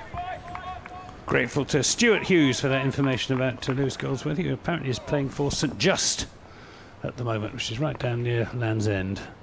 Here's Marchant Delanga, and that's lofted over the top of the offside. Won't, I think, run away for 4. It's just going to be hauled in, and they come back. Well, they settle in the end for just the 2 runs. 122 for 3. It's just about the most Celtic village in Cornwall, St Just. Make you feel very much at home there. Rory Smith, possibly the most Celtic name on display tonight. Yeah, absolutely. Here he is. Here he is, yes. So Smith in and bowls to Goldsworthy, who's beaten with one that he's varying his pace nicely, isn't he, Rory Smith? Yeah, I agree. He's done it for the last couple of years, and every now and then he just rushes the batsman. I think he sort of bowls within himself, and then he throws in a quicker one. 122 for 3. We're in the 16th over. Difficult to say what a good score is on this pitch, but I would think Somerset will be targeting. I think if they get 160 odd, they'll be reasonably content. Smith in and bowls to Goldsworthy, short and pulled away out to Callum Taylor at deep square leg, who makes a good sliding stop away to his left. 123 for 3. Well, Glamorgan would love to see the back of Babar Azam. Well, I should have. Well, twice.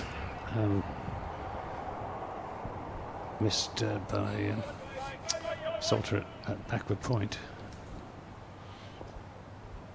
Here's Smith in and bowls short and hammered away. And don't think that carried. No, I don't know. Rory Smith, I'm not. But then Marchant de Lange made really no attempt to come forward to take the catch. Agree. It was probably a yard or so just in front of Lang, and he made no attempt to come forward. I'd make every attempt to try and catch him at this stage. Well, it was a strange decision. I mean, it wasn't hit that hard. In fact, he didn't time it properly at all. Babar Azam possibly didn't pick it up early enough. Possibly. I suppose it could be coming out of the white background. Here comes Smith then to Babar Azam, and he hammers this one back down the ground for 6 runs. You probably heard it go crash into the boundary boards down below us, down below the big black sheet that serves as a sight screen. 129 for 3. That's his third 6. Babar Azam. He moves into the 80s. 80 not out. We're in the 16th over. Smith is in and bowls to him short, and he pulls it away into the wide open spaces on the onside and trots through for a comfortable single, which means that he will keep the strike, because that was the end of the 16th over, and it is 130 for 3 Somerset with 4 overs remaining. Yeah, what impressed me about that 6, and I feel like he targeted the short boundary there, which is straight over the bowler's head.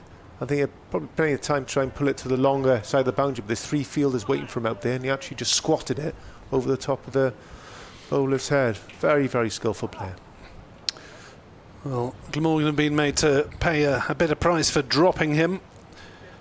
Highest T20 score, 102 not out for Babar Azam. He is on strike on 81 not out, and there are 4 overs to come here at Sophia. So you'll have to stay up a little bit longer if you're listening or watching in Pakistan. It's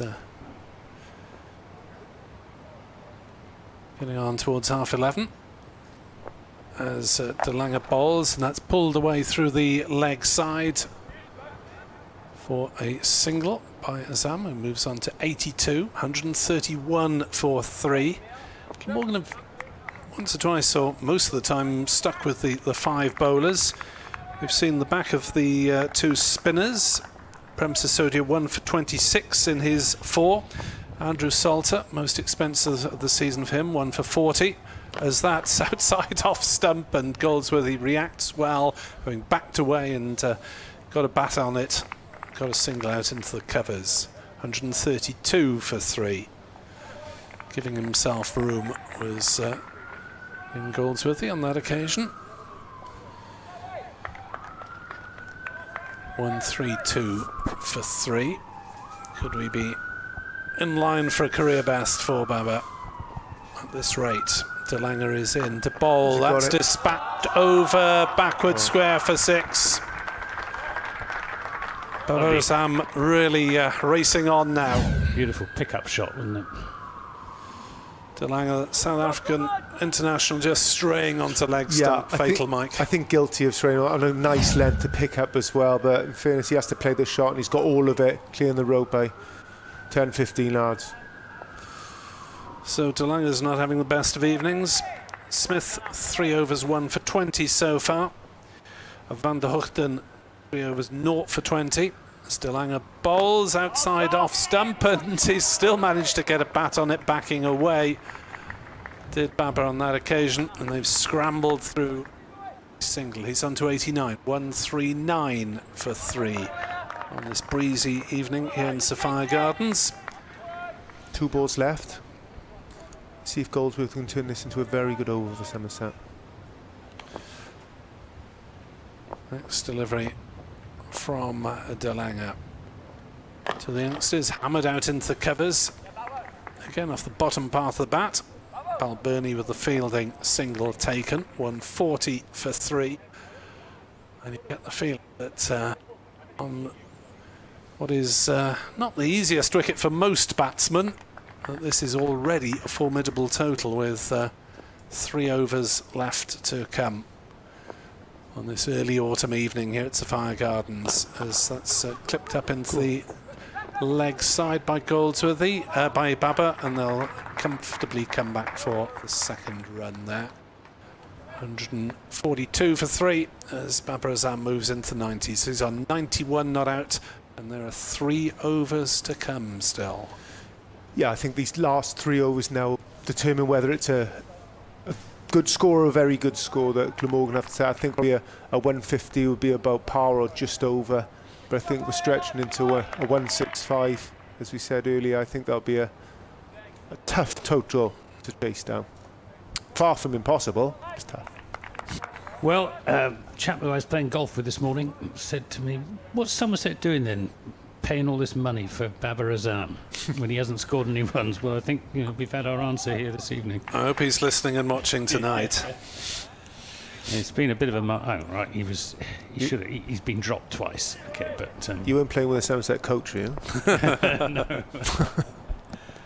Right, Rory Smith to bowl another over from City End, and this is a good piece of bowling, taking pace off and completely deceiving Lewis Goldsworthy with that slower delivery. He's bowled well, Rory Smith. 3 overs, 1 for 20. Prem Sisodiya, 4 overs, 1 for 26. Andrew Salter, 1 for 40. Van der Hugten, none for 20. Martin Stillanger, the most expensive. He's gone for none for 32 in his 3 overs. It suggests to me that pace off is probably the answer on this pitch. Smith is in and bowls, and this is up in the air. Could be a catch. Callum Taylor is underneath, and that dropped as well. And they're going to come back for the second run. He'll have to hurry. No, he won't have to hurry. It's not a particularly good return. And Callum Taylor, well, one of the best fielders in the Glamorgan side. If not the. Very surprising. Perhaps it is coming out of the lights, because that's 2 catches that have gone down. I really would not have expected. I mean, 1 or 2 of the others have been quite tricky, but that was had plenty of time to pick that up, as did Owen Morgan with the previous one.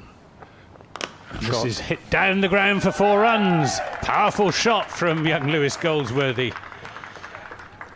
Good a shot as he has played, and it's gone for 4. 148 for 3. 6 runs off the first 2 balls of the over. Very nice shot. Borderline length ball, slightly overpitched, but wow, power behind that. They'll be dancing in the streets of St Just, Camborne, Troon, Truro. All of West Cornwall.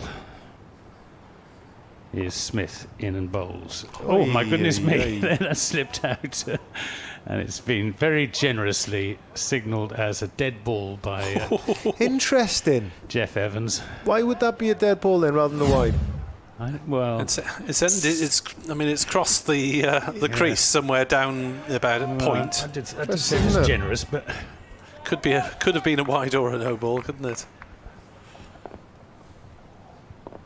Here he comes again. He's in and bowls. And this is hit down the ground. Not sure he got all of that, but it's safe as the throw comes in, and they just pick up a single for that. 149 for 3. This Glamorgan side is going to be on extra fielding practice over the winter, I can tell you. Yeah. I think Coach Matty Maynard was talking about the catching the other day, wasn't he? Yeah, he was talking about it in the 4-day game. Yeah. 149 for 3, as Smith is in and bowls and produces a defensive shot from Babar Azam. I think he caught him in two minds there. He's setting himself up to hit it away through the onside, then realised it wasn't there for the shot and adjusted a little bit too late, and all he could do was play it back to the bowler. So a rare dot ball. That's the first offensive shot he's played for about 3/4 of an hour. He's on 91. Babar Azam. Smith is in and bowls to him. Oh, yeah. Hammers that through the offside. Beautiful shot. Plenty of width, mind you, from the bowler. It sort of sat up and invited the off drive, but my goodness me, didn't he latch hold of that. Terrific shot from Babar Azam. He moves on to 95. It's 153 for 3 with 2 overs remaining. Yeah, reasonable from Somerset there, but that 4 in the end. And luckily for Smith, he actually bowled quite a nice over there. Obviously, that last pull we talked about previously is so important. But Goldsworthy, he's played very nice, isn't he? He's on 28 at the moment. Azam is on 95. 153 for 3. Somerset putting themselves in a nice position here. Just the 2 overs to go. Just the 55 deliveries faced by Babar. He's hit 4 sixes and 8 fours. 95 off 55. And he has really been the backbone and many other things of this Somerset innings. Goldsworthy is on strike. Van der Hoogten bowls. That's cut away nicely through 4. Backward point for 4 by Goldsworthy, who gets a punch of the gloves and a tap on the helmet from Babar. You're learning fast, sunshine. He's under 32, 157 for 3. Just a boundary off the first ball of the over really takes the pressure off as a batsman now. Goldsworthy almost feels like he's got a free hit next delivery. So he's on to 32 not out. So that 165 target we talked about has been adjusted again now. 84 these two have put on. Could reach 175, 180 at this rate, as that's a better ball from Van der Hoogten. Turned nicely by Goldsworthy out towards square leg. They've ran the first one fast, but there's a good chase in off the boundary by the man at square leg. And they had to be settled for a single.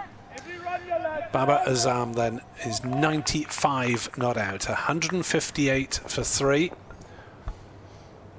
Goldsworthy on debut on 33.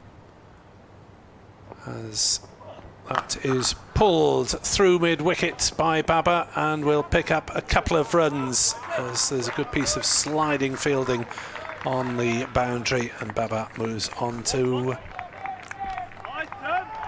97. Scoreboard only had him down for a single there, I think.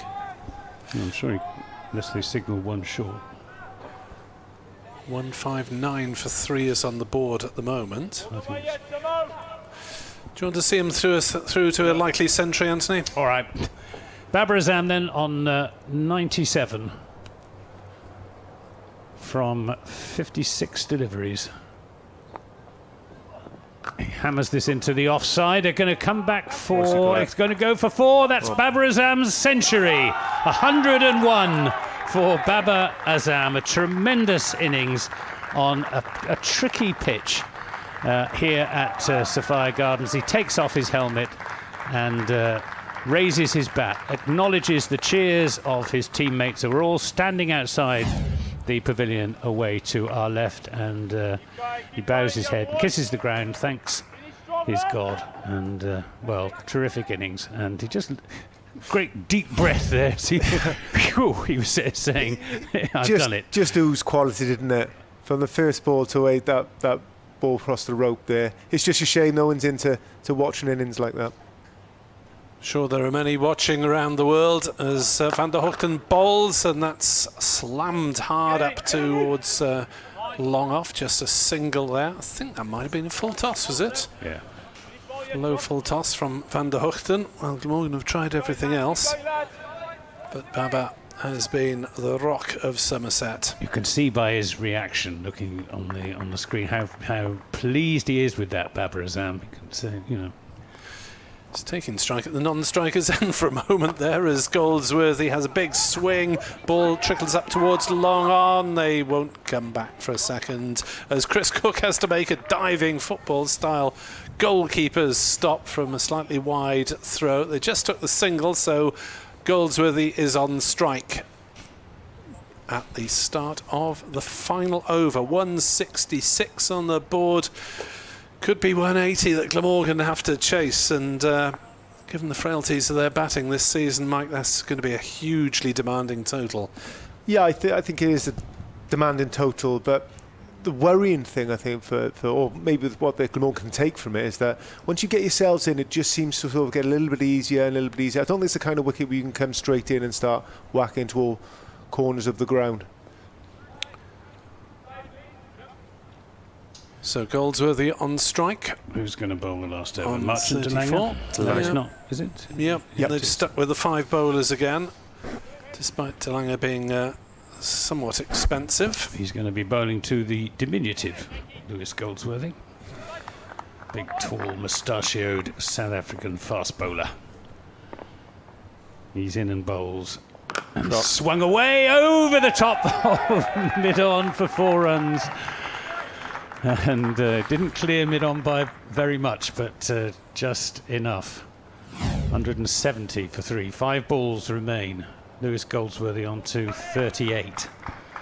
Stand is now worth 97 between these two. They came together in the 10th over when Somerset were 73 for 3, and the game was pretty evenly poised then, whereas I think this partnership has very definitely shifted it in Somerset's direction. Glamorgan, though, if they can just pick up a couple of wickets in this final over, just get the momentum to shift slightly. Here's Delange in again to Goldsworthy, who swings and misses. They're running through for a bye to Chris Cooke, who doesn't attempt to shy at the stumps. And it is indeed given as a bye. 171 for 3, and the significance of that, of course, is that Babar Azam on 102, which equals his highest T20 score, which I think he made for Somerset last season. Can't remember who it was against. But he scored a mountain of runs. He and Tom Banton scored more runs for Somerset in the T20 last year than all their other players put together. Here's Delange then, in and bowls to Babar Azam, who works that away into the onside. They'll look for 2. They're coming back for the second run. They'll have to look lively. They get there safely enough. 173 for 3, with 3 balls remaining in the final over. And that indeed is Babar Azam's highest score in T20 cricket. He moves on to 104 from just 59 deliveries, 9 4s and 4 6s. As he waits, as Delange is in and bowls. Full toss, low full toss. It was actually a pretty good delivery that. They're going to come back for the second run again as Goldsworthy is running to the danger end. And Lewis Goldsworthy is pretty quick across the ground. So 2 more runs accrue. 175 for 3. 2 balls remain. Babar Azam just giving himself a couple of minutes there. Just two quick 2s. He's sucking in the big ones there. 106 he has now. I think he'd like to end the innings in the grand manner, I'm sure. Delange then, penultimate ball, in and bowls, in the slot, driven down the ground and misfielded, and they will come back for the second run again. It's just watching Babar Azam finishing that second run. He walked it. I don't blame him. So 177 with 1 ball remaining. I must say Glamorgan have not helped themselves with their fielding. Last ball then. He's in and bowls to Babar Azam, who lofts that away. That should be caught, or no, it's not. He's gone for 6. Well, I didn't think he got hold of that at all, but he did. It's carried the long on boundary. He finishes in the grand manner. And it's Somerset have made 183 for 3 in their 20 overs. Babar Azam finishing with 114 not out, his highest score in T20 cricket. He's made those runs from just 62 deliveries with 9 fours and 5 sixes, and he's been given superb support by young Lewis Goldsworthy, playing his first senior game for Somerset. He finishes with 38 not out from 29 deliveries from 4 fours, and the two of them have added 110 for the 4th wicket for Somerset, 110 in 10.4 overs, and a terrific partnership which has put Somerset, Nick Webb, in what looks like a pretty strong position. Absolutely. I think this is probably 30 runs improvement on par as far as this wicket is concerned. Glamorgan will have to bat very, very well indeed. But as you say, Mike, I was talking, I mean, you played alongside Matthew Maynard many times. He's now the coach here. He was talking in the interview at the end of the Red Ball campaign about being worried about the fielding and earmarking it as an area for intense work over the winter. And after tonight, I think he'll be even more determined to improve that area of the game. Yeah, I think. Yeah, Glamorgan will be disappointed. Matt will be disappointed because he prides himself on the teams he takes care of being very, very good fielding, and they are a good fielding team, Glamorgan. Previous game I covered against Warwickshire, I was really impressed with their outfielding. It looked like it taken a large step forward of the previous years. But yeah, tonight they let themselves down. There's a number of drop catches, the odd misfield as well. The ball's not quite going to hand, and if it's not your day, sometimes it's not your day in the field, and Glamorgan certainly had one of those nights. Yeah, as far as Lewis Goldsworthy is concerned, I mean, he came in a quite a nice position because the acceleration had already just about started, but played really nicely in support, didn't he? Yeah, I can't talk highly enough. 38 on his debut and just 29 deliveries, playing as Babar Azam, and to the point he was almost going toe-to-toe for runs for the partnership. So he played a really, really good supporting role there, and that's gone a long way to getting Somerset into the position they've found themselves halfway through this game. So as far as Somerset are concerned, as far as their bowlers are concerned, and as far as Glamorgan's batsmen are concerned, what should they learn from how the pitch plays and what worked during the first half of the game? Yeah, it was a slow, considered start with Somerset, so I think if Glamorgan find themselves in a similar sort of position where they're not getting off to an absolute flyer, which is what they would like, obviously chasing down 180, not to panic, because they know the longer you're in, the easier it's going to get, and it seems like one of those wickets. I think Babar Azam definitely opened up towards the back end of his innings. It might not seem that way with the balls faced, but a lot of his bowling back end. So Somerset, of course, have got the double spin option as Glamorgan did have. Swallows leg breaks and roll off back above.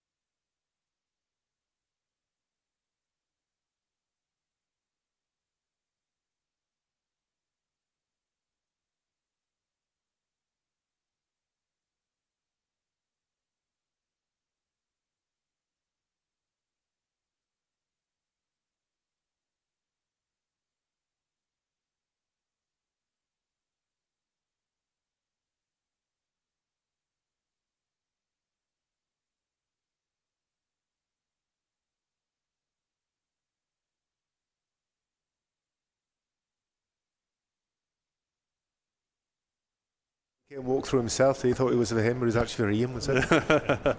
So, yeah, you'd have had one or two jumps.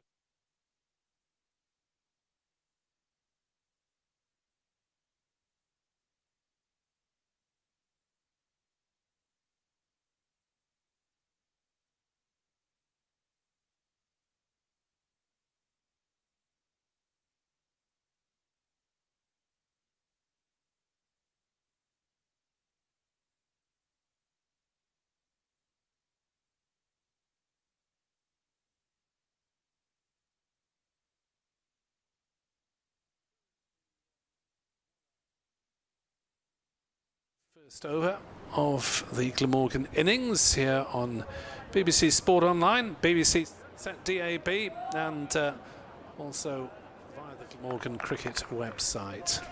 Leg spinner Waller, he's been going a few years and bamboozling batsmen in this format. Taken more wickets in T20 cricket in this country than any other leg spinner. Here he comes to start off to David Lloyd, who smears it up to long on for a single. David Lloyd opening the batting with Nick Selman for Glamorgan. Lloyd having missed all the red ball campaign and the first half of the white ball campaign because of a broken foot suffered in a pre-season warm-up match. As Waller bowls to Selman, who's forward and defends it back to the bowler. Right, he's played himself in. Selman tends to be a reasonably conventional cricket shot man. Let's see if he'll try and go over the top at all. That's floated up and it's hit something on the way through. Shoots down towards third man. They've gone through for a single. No signal from umpire Evans. Maybe the bottom of the bat? Yeah, the way Selman's reacting, they're looking at the bottom of his bat. Maybe. Luckily for him, yeah, a little bottom edge on it. Just shot through as, or maybe the bottom edge somewhere. As Waller bowls and Lloyd hammers this back to him, and Selman spins round and makes his guard. Hit very hard by Lloyd, but directly back to the bowler. Glamorgan 2 without loss, chasing 184 for victory.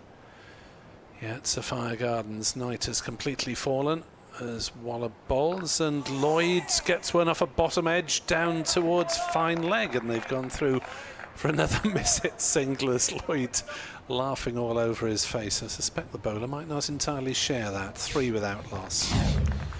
But a good start from Waller. Can he finish off his over? Comes in, bowls, and driven by Selman back to the bowler.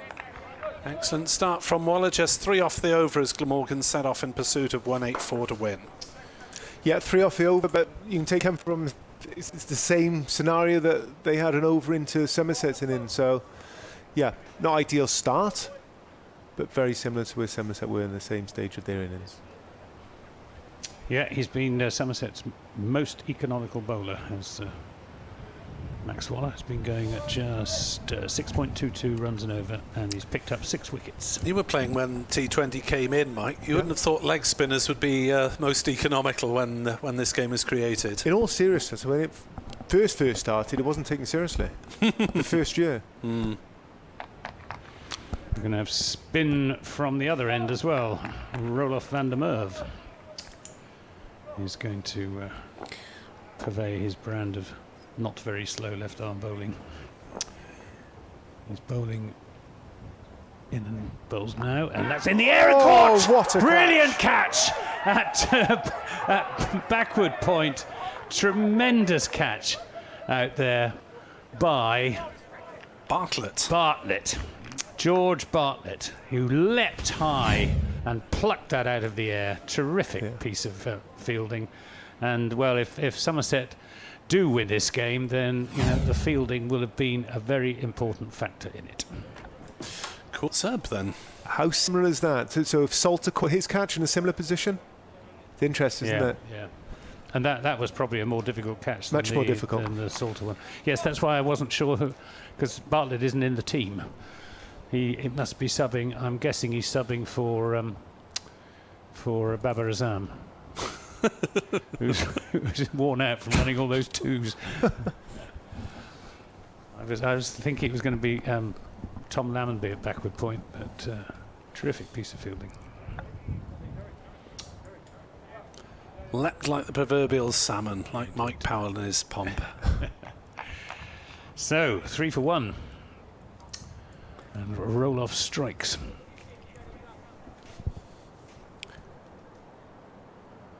Here comes the new batsman, who is... looks not tall enough to be Balbirnie, so I presume it's Cooke under the helmet. Yeah, Chris Cooke, the captain. Chris Cooke. Balbirnie batted at 3 for the first 4 or 5 games. Slid down in the last game. So Chris Cooke is giving himself maximum chance, and you have to say that a lot of Glamorgan's hopes rest on him. Here comes Van der Merwe in bowls to Cooke, who's back on his stumps and playing that out into the offside. Tom Abel quickly onto it. Extra cover, so Nick Selman, the man out, cutting it hard and high, but not quite high enough. And George Bartlett plucking it out of the sky. This is in the air and should be a catch. It is a catch, and that is Tom Lammonby. No, it's not. It's George Bartlett again who's taken the catch. A much simpler one on that occasion. So 2 wickets in the over, and that the absolutely vital wicket of the Glamorgan skipper, Chris Cooke. And Glamorgan in all sorts of trouble in the second over, 3 for 2. 2 big wickets there, obviously Lloyd and Cooke, 2 big hitters, and scored many runs in recent years down here in Cardiff. You could see what Cooke was trying to do. He's trying to lift the ball, hit it over the fielders up at mid-off, and ended up playing inside out and slicing that ball to backward points. So it looked a bit ugly, but you could see what he was trying to do. Well, those are the 2 players who would be liable to do most damage. The Somerset target of 184 to win, and Lloyd and Cooke both back in the pavilion with 2 runs between them. I think he's yet to go for any runs off this over. Yeah, it was 3 off the first, wasn't it? Yeah. Callum Taylor is the new batsman, joining Nick Selman at the wicket. Yes, of course, it was David Lloyd. The scoreboard had Lloyd still batting. I was confused, but they've got it right now. It is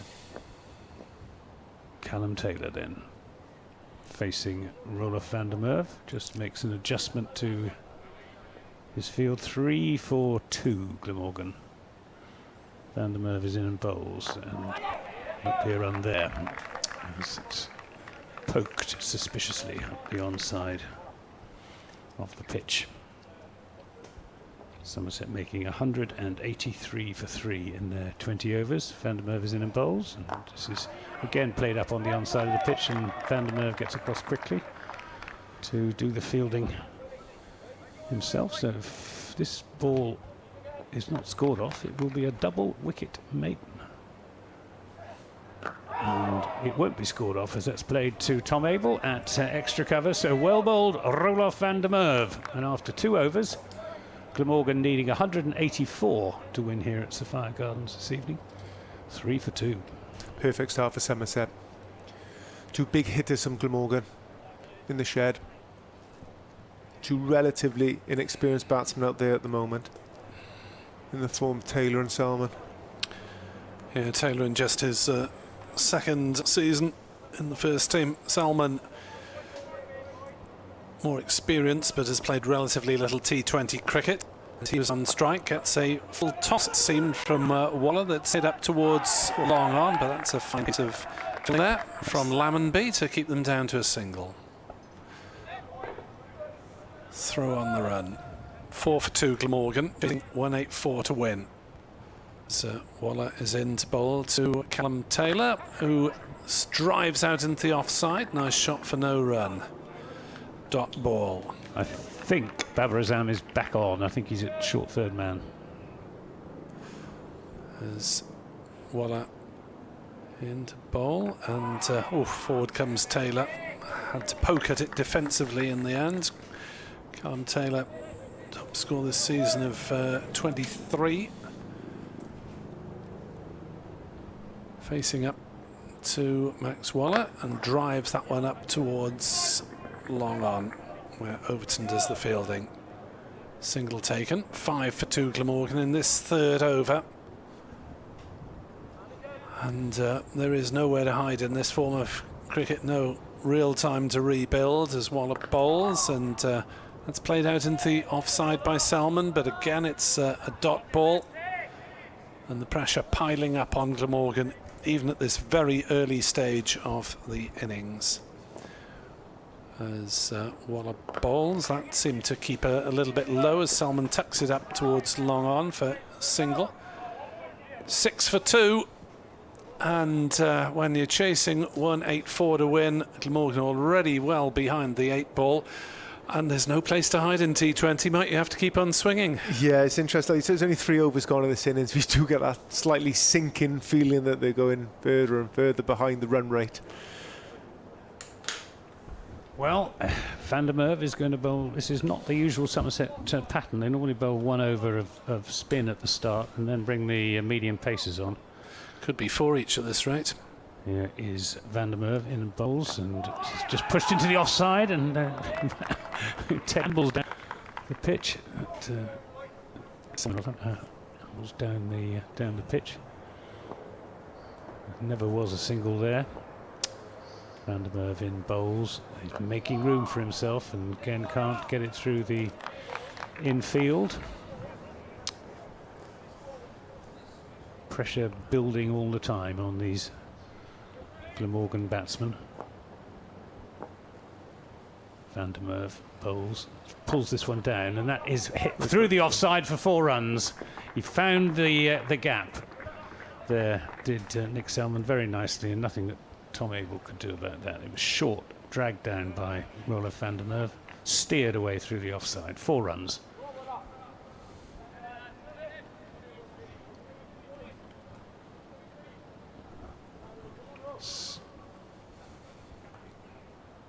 Here comes Van der Merwe again in the bowls, and won't get a run this time. That's played out into the offside. 10 for 2 Glamorgan. We're in the 4th over. Van der Merwe bowls. And this is lofted away. Nice shot over the top of mid-off. 1, 2, 3 bounces out over the boundary rope, and 4 good runs. Yeah, lovely shot there from Sam. I think this is a similar sort of shot that Cooke was looking to execute, and lucky for him he sliced the ball to point. But that's that space with the cover obviously up and mid-off up as well. There's a lot of space behind those 2 fielders. 14 then for 2. A much better over this for Morgan. Single here, well judged, just dropped in. I set up straight up. Single, nothing the Somerset fielders could do about it. Yeah, Salmon's highest score in this form of cricket is 66. It was scored at Brompton, and on that occasion he proved quite adept at hitting over the top and getting those the early power play overs. And he's only got 2 overs left to try and hit a few more of them. Salmon on to 12 as Wall will continue, and that's chipped up towards long on and look for 2. They turn and come back and miss fields for once, and that is the pressure turned by the batsman onto the fielders. One be here bouncing all over the place as he pelted in there. Long blonde locks. Hasn't been to the Babar since lockdown. That edged big swing by Salmon. He's got away with it, and Morgan get a stroke as it races down to the boundary for 4 runs. 21-2 in the 5th. Yeah, so he had a shot over mid-on and he got a thick catch based away on him. 1 for 2. Salmon, 18 of them Waller is in balls, and Salmon works that onto the leg side, looking for 2 again. No, the fielder comes in, landing off the mid-wicket boundary. There was a turnover. I think there's a little bit of width to him. Yes, 182 was well above par, 183. And so that's hit away through the offside. Nice shot from Callum Taylor. He'll get a boundary. His first. 26 for 2 Glamorgan. You're on BBC Sport Online, BBC Somerset. Glamorgan finally getting going. It's a bit too late. 26 for 2. Taylor on 5. Waller to Bond again. Driven up towards long on single to Overton. 27 for 2. 1 over only off the power play. Somerset only 39 for 2 off the power play, but Babar ran riot thereafter as it's a dot ball. Played by Salmon out to cover. 27-2. Taylor has 6, Salmon has 19 through 5 overs. Yeah, I think they're going to company in that. I think the start Somerset had is similar to what's going on at the moment. They won 4, 5, 6 different runs, more runs than Morgan got at this stage. But yeah, Salmon getting to a stride here. Must have moved on to 19 from 16 deliveries, hitting the ball quite nicely as well. So yeah, it's not all doom gloom for Morgan here. There's eating the way back into this game. Craig Overton coming into the attack from the tough end. I'm sure this pitch will suit him all that well. We will see. He'll be bowling to Callum Taylor. He's on 5, 27 for 2. It's the 6th over of the innings, the last of the power play overs. It's Overton in bowls, and that's work down to short fine legs. Shuts down Molly Sale misses, and they'll be comfortably home in any case. Excelman backing up to the danger end, 28 for 2. Molly Sale has been given the role of Somerset's death bowler in a very brave move. Here's Overton in bowls to Selman. That's chipped away, and nicely chipped away as well. Just used the pace on the ball and it behind square on the onside. Almost a pick-up shot to a ball that was just short of an length, rising on him, and used the pace to 4 runs. It was short of length, I agree, but it was slightly angled on leg side. The field he's got set, probably not the best delivery, so. 43 for 5 in a row on the offside, so he needs to be bowling an off-stump line. He's in bowls to that's lofted away, and there's a fielder out there and takes the catch. And that, I think, is Rolf van der Merwe, is it? Or is it Tom Abel? Oh, it's Tom Abel. Tom Abel. So that's the third Glamorgan wicket to go down. Interesting shot there. No, you've got a man back on the boundary. You've got a man down at fine egg on the boundary as well. You just chip the ball rather than actually trying to hit it for 6. So something and nothing. You either put it on the floor and try and run 2, or you try and clear the road and then you let go somewhere in between. So 32 for 3, Glamorgan.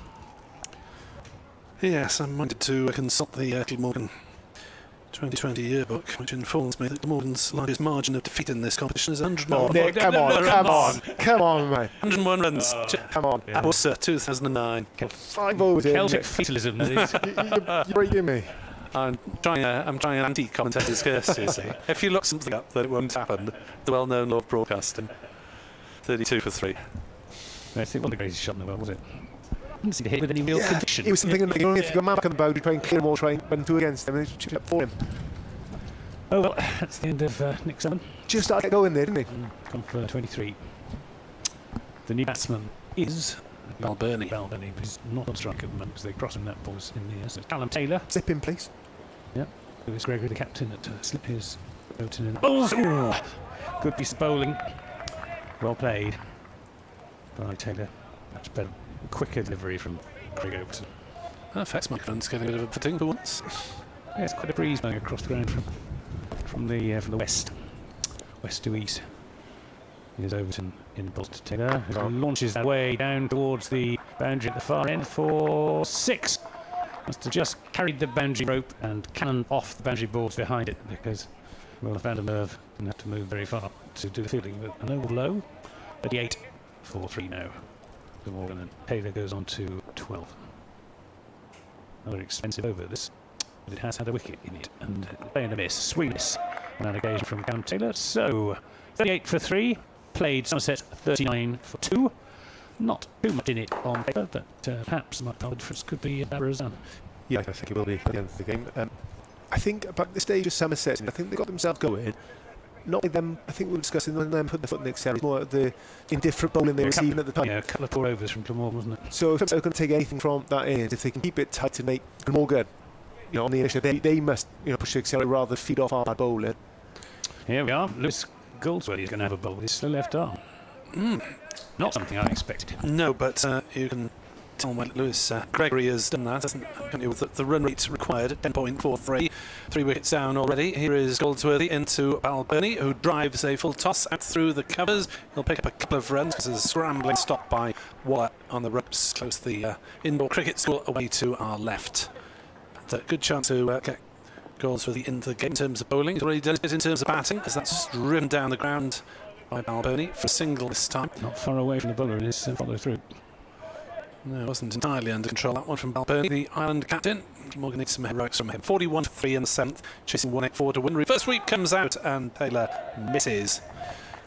Newport born, Australian bred until his late teens when he came back to Wales in search of this career. And he's got it. Taylor, though, goes for a big swing. I thought for a moment that it ricocheted off the stumps. But it looked like he played all round it. It was not so. 41 for 3. It's a dot ball though, as slip is taken out and Goldsworthy bowls, driven down towards long on. Single taken. Somerset will give away singles all night long. 42 for 3. Taylor under 13 not out.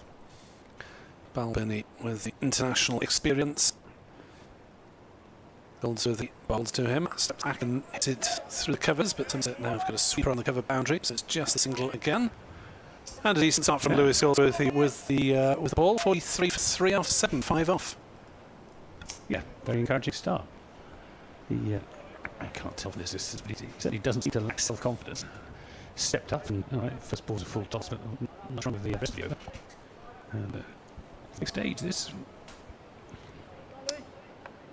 We're going to have Ollie Sale in his headband to keep his long blonde locks in check. Australia's 6th wicket stand between Carey and Maxwell is still going. They've put on nearly 150 already, but they still need 81 to win off 61 balls. Squeaky bum time. Here comes Sale in and bowls, and this is worked up to long on by Balbirnie, where Max Waller does the fielding. It's good, very good Somerset fielding side. This one aren't really any weak links. Babar Azam is perhaps not the quickest, but the rest of them mostly, well, in their teens or early 20s. Here's Sale. In and bowls to Taylor, who hits that up in the air. There's a fielder underneath it, and he's going to take the catch. And that is the 4th Glamorgan wicket to go down. And it was Van der Merwe, I believe. Yeah, Roloff van der Merwe, who judged that very nicely. And it must have been spinning like a top as well, because it came off the top edge of that bat, spinning and swirling. But well judged by Roloff van der Merwe. And that's 43 for 4. Yeah, he's done very well. 44 for 4. He's covered quite a lot of ground there, running around, diving catch in the end. 4 down. I don't want to say catches win match. I don't want to say it. I honestly say it, Mike. You just have. Honestly, I don't. You can't get away from it tonight, yeah, can you? You can't. I don't think Glamorgan can drop as many catches as they did in that innings and come away with a win. And Somerset, anything that's gone in the air at the moment has gone straight to hand with Somerset, and possibly that's been the difference in this stage so far. Only 7 overs gone. You never know. It's 2020 cricket. You never know. Well, it's another wicket, and we've got a new batsman at the crease. Who is? Who should be Owen Morgan if they've gone according to card. They crossed while that ball was in the air, so it's Balbirnie on strike as Sale is in and bowls to him on down the leg side, and must have just clipped something, pad I suspect, because it's not signalled as a wide.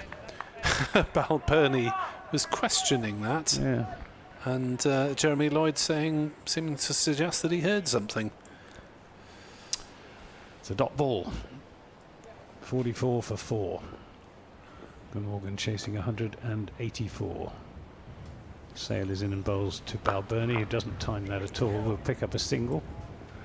And to the Somerset captain, there's Gregory, running round at mid-off. 45 for 4. We're in the 8th over. The required rate rising remorselessly. Glamorgan need a partnership. Last time I saw a hair in a headband like that, it was on a certain Swedish tennis player who dominated Wimbledon. Yeah, long time ago. Here he comes again. Sale is in and bowls to Morgan. That it will be given as a wide. He's gone for the full Bjorn Borg, hasn't he? He has. I was saying he looks like a lead singer in a rock band, you know. Oh, yes. These heavy metal jobs. Yeah. Yeah. You'd have to pause for a moment while the lead guitarist cranked out a 2-minute solo midway through their biggest hit, though. He's got a fine head of hair. Here he comes. He's in and bowls. Oh, and that's a very good delivery, which didn't miss the off stump by very much at all. 46 for 4. Owen Morgan survives. Have to feel sorry for Owen Morgan getting a chance fairly late in this campaign. 2 innings so far, 13 and 7, and a lot of pressure on him. Yeah, huge pressure as Sale comes charging in from the river end. He's there and bowls down the leg side again, and again it's signalled as a wide.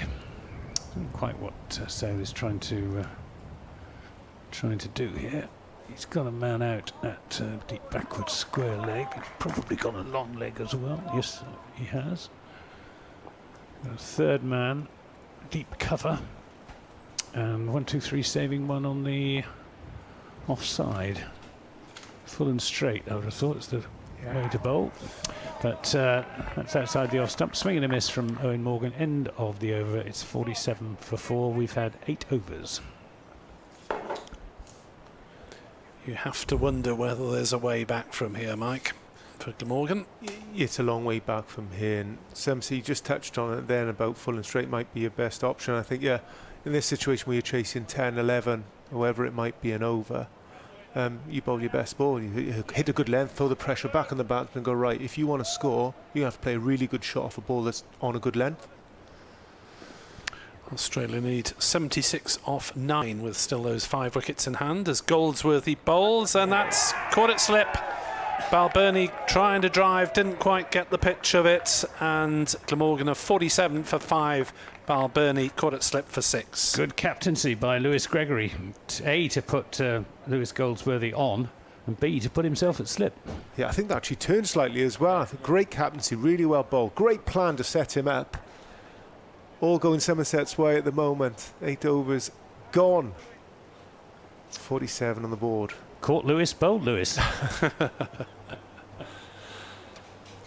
Yes, plenty of smiles among those Somerset fielders, and Glamorgan just have to keep chasing as Andrew Salter comes to the wicket at number 7. They have got Marchant de Lange, man who hit Glamorgan's fastest ever 4-day century a few weeks ago, but after a couple of times being elevated up the order, that particular experiment is over. Salter, de Lange and Van der Hoogten all capable of hitting a long ball, as they say, but they'll have to do it over a considerable distance from here. 47 for 5. 184 is the victory target, therefore that's another 137 at 11.5 and over. Good luck, boys.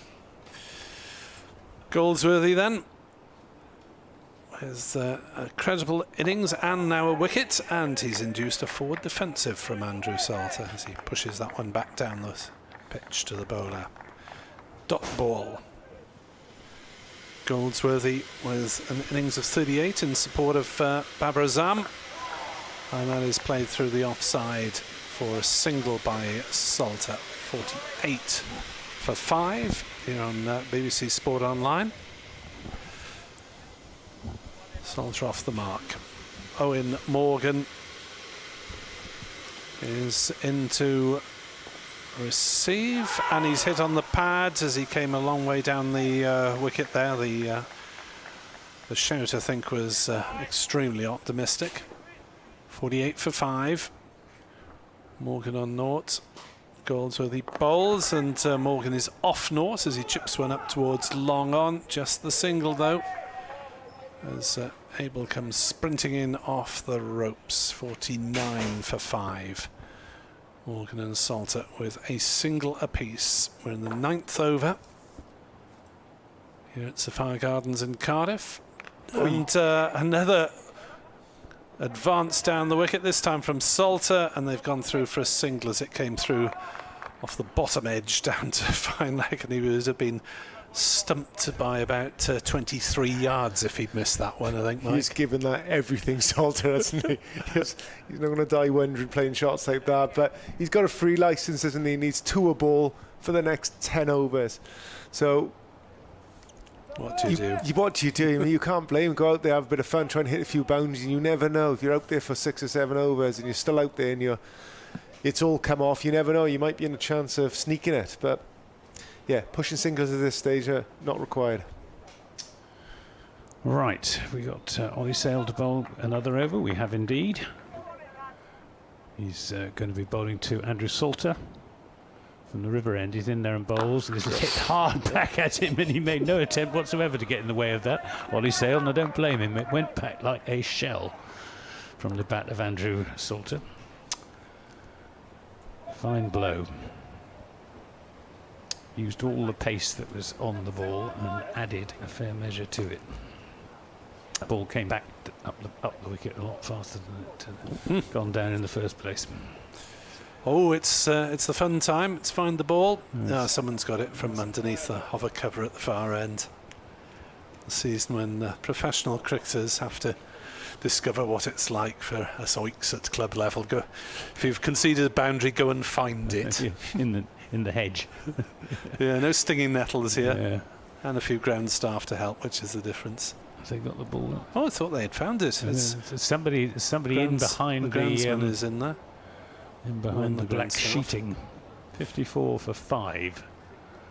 Glamorgan chasing 184. It's completely dark over Sophia Gardens now. The floodlights shining out brightly. It's just a shame there's no one here. But such is life. But we've had some good cricket in this truncated season. I think the ECB are to be congratulated on how they've coped under the circumstances with the international cricket and the Bob Willis Trophy and this Vitality Blast. And a good victory for Somerset tonight would do wonders for their net run rate, and net run rate could yet come into the equation if they can beat Northamptonshire on Friday and then Gloucestershire on Sunday. They would have 11 points and might just have, if Northampton Birmingham Bears slip up, might be on the same number of points but with a better net run rate. We will see. 54 for 5. The ball has been retrieved. Ollie Sale has it in his hand.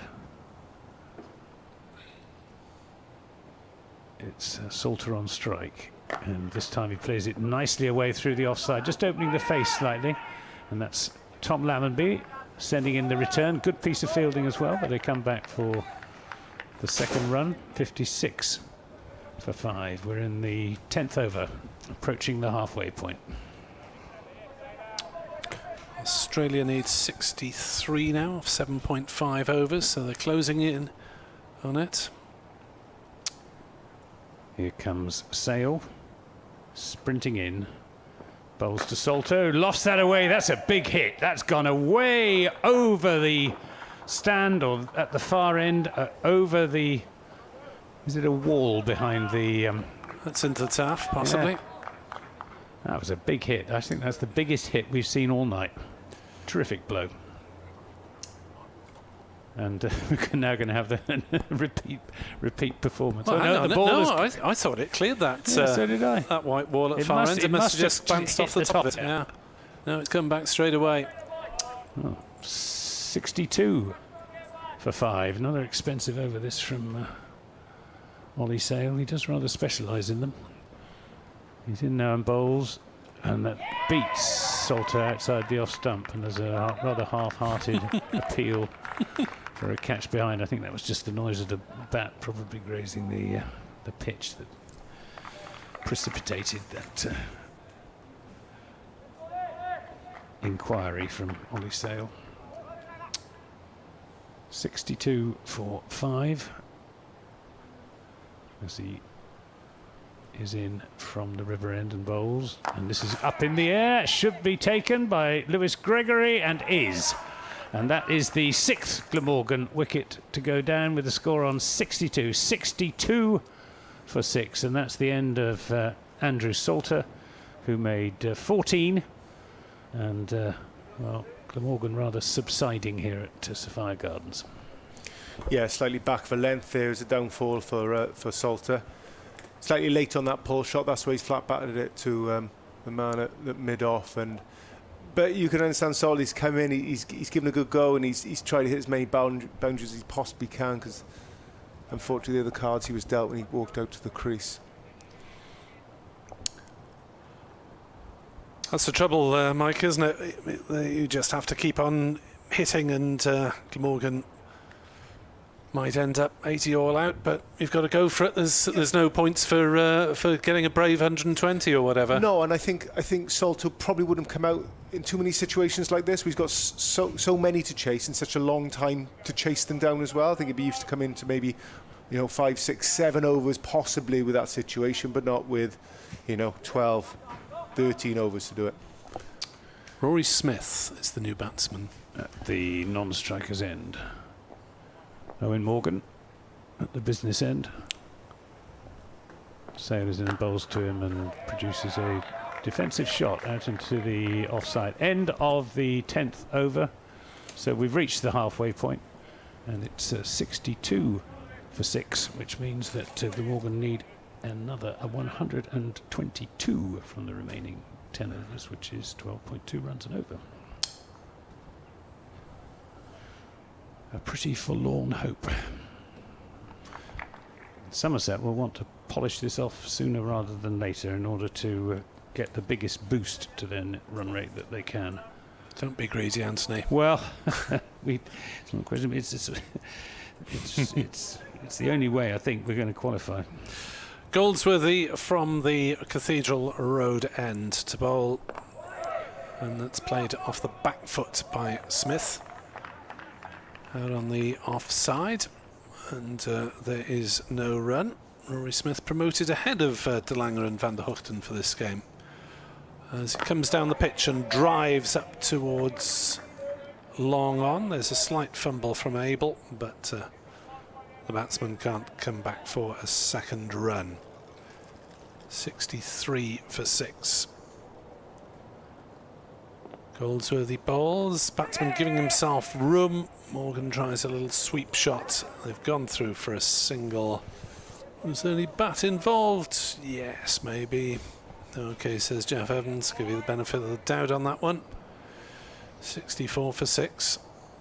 Goldsworthy bowls, and that could be caught at square leg. Has it carried? Yes, it has. Rory Smith has gone.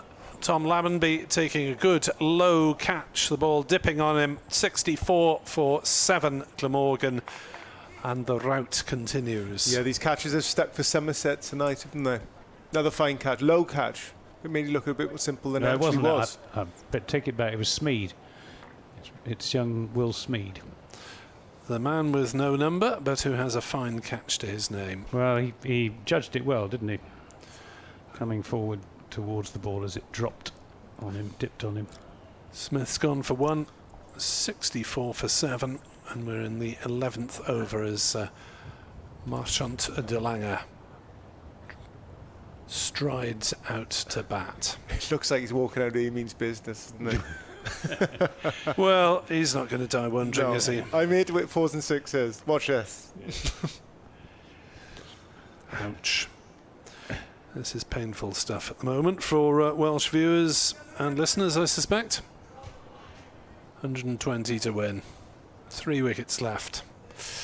What do you got, Marchant? Is long on the ropes? He is. Mid-wicket? No, mid-wicket should be a couple of metres further back. As if he hits them, they stay hit. Didn't even cross. That was so well struck by Smith, or well taken by... Struck rather than well struck by Smith. Goldsworthy is in to bowl to De Lange, and that one ends up going through the batsman's legs for a leg by? Yes, a leg by. As De Lange stepped back, tried to give himself room to swing it away through mid-wicket. Good piece of bowling. He followed the batsman there. As next delivery is hammered up towards long on. Is it going to carry? No, it's gone through Tom Abel and it's gone for 4. And Owen Morgan opening his shoulders. Abel had to give it a go. I think it's the right decision, but you risk the ball going through you. But the way Somersets have held on tonight, you wouldn't have bent him against him hanging on to that one. Yeah, I think a team policy, I think it's most teams, is like if you've got half a chance of catching it, just go for it. Throw yourself out. It's worth more getting batsmen out than it's just pulling out and giving them a single. So 69 for 7. Morgan 6. De Lange yet to score. 184 is the increasingly improbable target for Glamorgan. And we have got Is that bowling change? Or is it Ollie Sale to continue? I think it's Ollie Sale. No, it's Overton. Oh, it's Craig Overton coming back. Just bowled 1 over, went for 10 runs. He's in and bowls, and this is just run down to third man for a single. Takes the score on to 70 for 7. Glamorgan. Single that was to Marchant. Delanger means that Owen Morgan is on strike. Just a single light shining out in the darkness at the far end of the ground, across the River Taff. This is hit hard and high and handsome, back down the ground for 4 runs. Can't quite see whether it must have landed pretty close to the boundary rope at the far end of the ground. And a good shot from Owen Morgan. 74 for 7. Yeah, nice to see him get a couple away at least. He struggled in his last innings rather up at Edgbaston. Groundsman's found it. Craig Overton won't be very impressed. He's been so effective in red ball cricket in the Bob Willis Trophy, and he's nearly gone round the park in this. He's in and bowls now, and this is lofted away for 6 more. Away over wide mid-on. So I think he's gone for 6. It has indeed. Hit cannon back about 15 metres off the concrete. Morgan's got all of that. That's probably the biggest boundary he's hit there today, and that's got about 20 yards. It's a huge strike. Well, 80 then for 7. 4-6. Craig Overton. He won't be enjoying this, Craig. He's in now, bowls to Morgan and gets a short one a la Marchant Delanger, which goes over the batsman's head and the wicketkeeper's head, and is given as 4 byes, but not as a no ball. A sharp delivery there from Overton. Morgan a bit of a tangle, ending up just gloving the ball over the keeper. It's a sharp bounce of that. Yeah. Well, he's put on a yard or so pace since last year. Craig Overton in and bowls to Morgan, another short one, and slightly down the leg side, but not signalled as a wide. Just give him the one there, shoulder height. Yeah, just the shoulder height. That's the one for the over. Yeah. Morgan looking a lot more comfortable with the ball up to the bat rather than short. Here comes Overton again, bowling to Morgan. He's in bowls. This is another short one.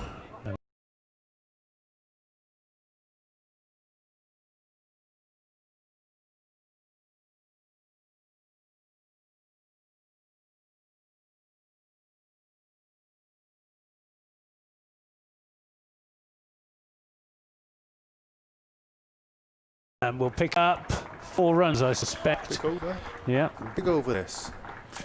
Big over, 85 for 7. Yeah, well, clicking up now to 89 for 7. Yeah. Morgan on to 24 not out. 12 overs gone. 8 to go. Still 95 runs to win, but at least it will not be Glamorgan's biggest ever defeat. We'll have to continue for BBC Sport Online for the Glamorgan website while we try and restore the signal on BBC Sport Online and on BBC Somerset. Glamorgan website listeners will get a few stray bleeps while this process continues. 89 for 7. Waller into the attack. Back into the attack from this Cathedral Road end, and back on his stumps goes Delanger and plays it back to the bowler. It's 89 for 7. We can welcome back BBC Sport Online listeners. You haven't missed anything apart from a dot ball as Delanger turns it on the leg side for a single. 90 for 7, Glamorgan not even halfway to their target, which is 184. Welcome back to listeners on BBC Somerset DAB, fingers crossed. Anthony Gibson has put another 10 pence in the meter and got his best roll of sellotape out. 90 for 7. Glamorgan as stepping back, trying to smash it away. Owen Morgan is bowled by Waller. 90 for 8. Mike Powell. Yeah, obviously we're taking the pace off the ball. Previous over 10, bit more pace, a bit shorter. I think he ended up going for best part of 20 from that over. And going back to Wallace, they've done many times over many years now, and coming up with the goods and picking up another wicket for Somerset. Yeah, so Waller not initially successful up top, but it's a rare evening when he doesn't get a wicket at all, and now he has. Owen Morgan's 24 came off 13 deliveries, so that'll be not a huge contribution obviously, but something of a relief I suspect to Owen Morgan, which should retain his place for the next match at least, as Glamorgan may look to give a few variations in the squad. Matthew Maynard in intense conversation with colleagues in the dressing room area, and there are some rather dejected Glamorgan figures out there on the dressing room pavilion steps. As Tim van der Hoogten comes the wicket at number 10. Glamorgan 90 for 8, 94 needed to win. Somerset 2 wickets away from wrapping up a comprehensive victory. Here's Waller into bowl, and van der Hoogten watched it carefully under the bat. He was a turn, wasn't it? Looking a bit tentative. He doesn't bowl many leg breaks. Maxwell is mostly googlies and top spinners. That one did. Here comes Waller, and van der Hoogten will get off the mark as he gets on off thick inside edge down towards fine leg for a single. 91 for 8. Glamorgan supporters would want to watch or listen to a few more big blows from these two, as De Lange plays that rather deftly actually, wide a fine leg, may get 4 runs for it down towards deep backward square, and he does send it flicking away for 4 off the hip. 95 for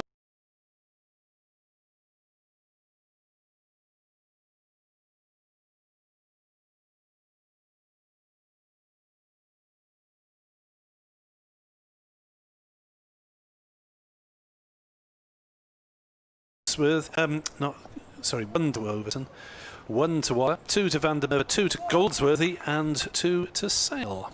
Yeah, it's been quite a debut for Lewis Goldsworthy, sharing that partnership of 110 with Babar Azam, to which he contributed a very, very valuable and intelligently played 38, and then picking up 2 for 14 in 3 overs.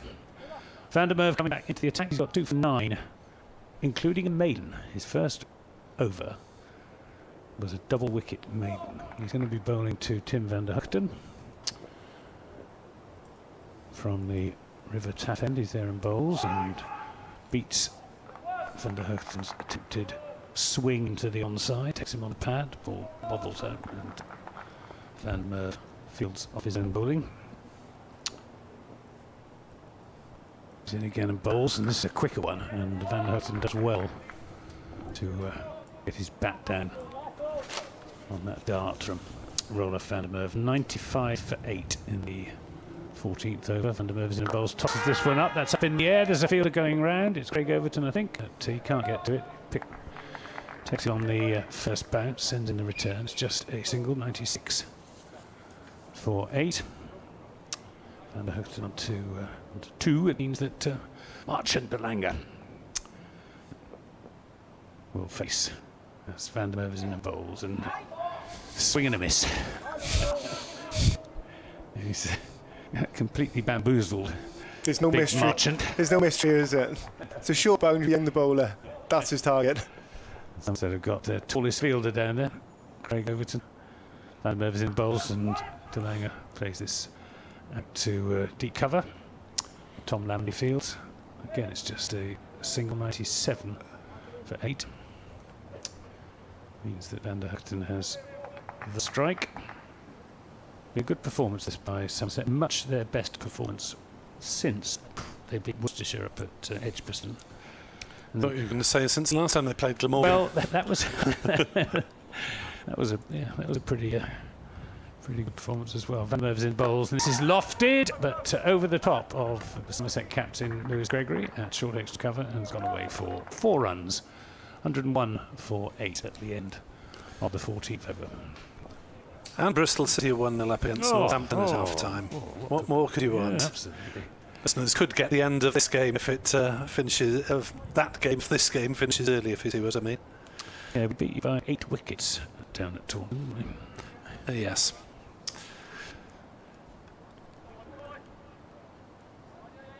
But tonight, well, there's 2 drop catches off Babar Azam. I think where you start analysing Glamorgan's problems.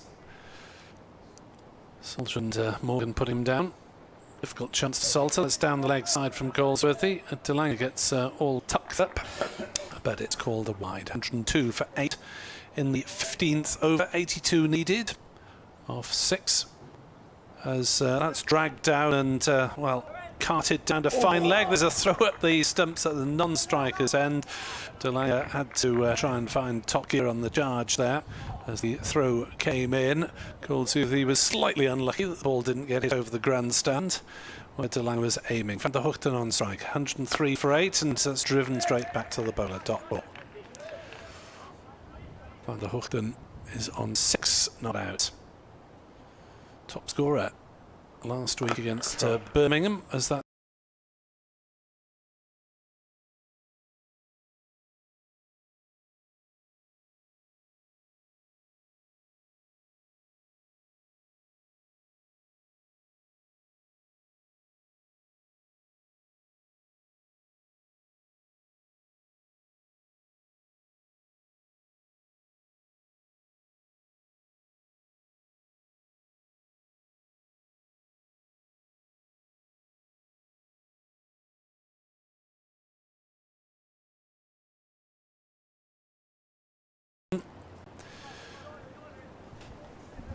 saw De Lange hit 90 off 45 balls in a championship, and Glamorgan's fastest ever century off 62 balls. That one's a wide as well, down leg side as the breeze floats into our commentary position at the Cathedral Road end, and Goldsworthy is in, bowls, and that's driven hard by De Lange up to long on. Abel Field single taken, 110 for 8. As De Lange's winding up virtually every ball, but has only got a couple of boundaries so far. 110 for 8, 184 is the target as Goldsworthy bowls. Van der Hoogten drives down the ground for a single. Nelson, 111 for 8. Just seems half a gale blew across the ground, isn't it? It's a bit nippy, it's a bit September-ish, isn't it? As is this a sanitisation break, surely, after the wickets haven't been that few and far between. But Steve Davis, keeper, just called for a cap instead of his helmet. Change of bowling. Yeah, they're not allowed to give them to the umpires these days. 111 for 8. Somerset, barring miracles, will be very big victors indeed. 73 needed off 5. And we have got, who is that coming back at the 5? Is it Big Craig Overton? Yep. He's going to be bowling to Van der Hoogten. He's in bowls, and this is played up to mid off the shy at the stumps, which Lewis Gregory fails to hit. But I think it would have been out by a number of yards there. The run goes on the board, 112 for 8. We're in the 16th over. Somerset say we want to mop this up as quickly as they can. Change of field. He's got everyone out on the leg side. Suggests he's going to go a number of slow balls, or he's going to go back of a length to De Lange. We'll see. Actually, no, he's dropped his third man back. He was originally inside the circle. Change of field again. So he's taken his what was mid off up. He's gone back to the boundary. Third man up, fine leg up. So let's see. He's going to go outside off stump here. Let's see if he manages it. Here's Overton in and balls to De Lange. He does indeed. Oh, and just clears the leaping Steve Davis with his outstretched right glove and on the way down to the boundary for 4 runs. So it was a good plan, well executed. Well executed. Didn't quite go with the keeper. Perfect. Full and wide. 116 for 8. It's a dangerous plan, huh? Craig Overton won't have enjoyed that either. He's gone for 34 runs. 35 runs he's gone for so far. He's in bowls outside the off stump, and that's just a. No, it's not just about. It's given us a wide. Oh dear, dear, dear. He won't like that either. I don't think the umpire will care whether he gives or not. He doesn't care what people think of him. He's in his last week. He can give what he wants. Here comes Overton again. He's in bowls outside the off stump, and that's okay. That's okay. Australia need 21 to win off 3 overs, but both Carey and Maxwell have got centuries now. I thought you were going to say, but both Carey and Maxwell are out. No, sadly not. 117 for 8 here. Craig Overton is bowling the 16th over of the innings. He's bowling it to big Marchant de Langer, who's got a very open stance. Overton in and bowls outside the off stump, lofted away.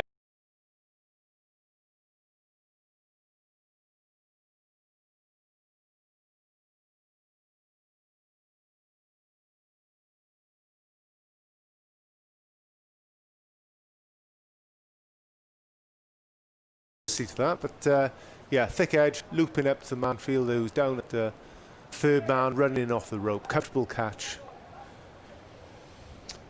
The end is nigh. Yes, it's death of 1,000 cuts at the moment for Glamorgan, isn't it? Just feels it's inevitable. Well, key moments really when they dropped Babar Azam twice, and when Lloyd and Cooke went early on. Yeah, yeah. Both caught in the point area by Bartlett off Van der Merwe. Yeah, I think the big difference with the catches have stuck with Somerset, haven't they? They've caught well. Yep. And Glamorgan, well, first one was difficult. Second one, at the very least, should have been taken by Owen Morgan. Andrew Salters was a bit more difficult. Well, the batsman crossed, so it's Van der Hoogten on strike. 117 for 9. Glamorgan, Overton in and bowls, and that's up in the air. Gregory's going across, takes the catch, and that is the win for Somerset. They've bowled Glamorgan out in the 16th over for 117 and have therefore won by 66 runs, which in the context of a game of T20 cricket is a pretty crushing victory. It would be going too far to say that their Vitality Blast campaign is back on track, because qualifying for the quarterfinals is still very much an outside chance for Somerset, but at least they do keep themselves in the hunt. Yeah, very good performance from Somerset tonight. Overseas pro Babar Azam stood up, played one of the best innings I've seen down here in a long time. Beautiful 100, stylish 100, 114 from the 62. Delivery's given a couple of chances along the way in that innings. The kind of man you want to give chances to, you don't want to drop. And was the difference in the innings tonight. I think, as we talked previously, we said about 150 would have been about par, and I think Glamorgan possibly could have got to that stage if they were batting without the pressure of the run rate. But to end up with 183 was probably a stretch too far for Glamorgan tonight. So we'll be back with Glamorgan on Friday evening as they play Gloucestershire here at Sophia Gardens. Anthony will be taking care of Somerset against Northampton.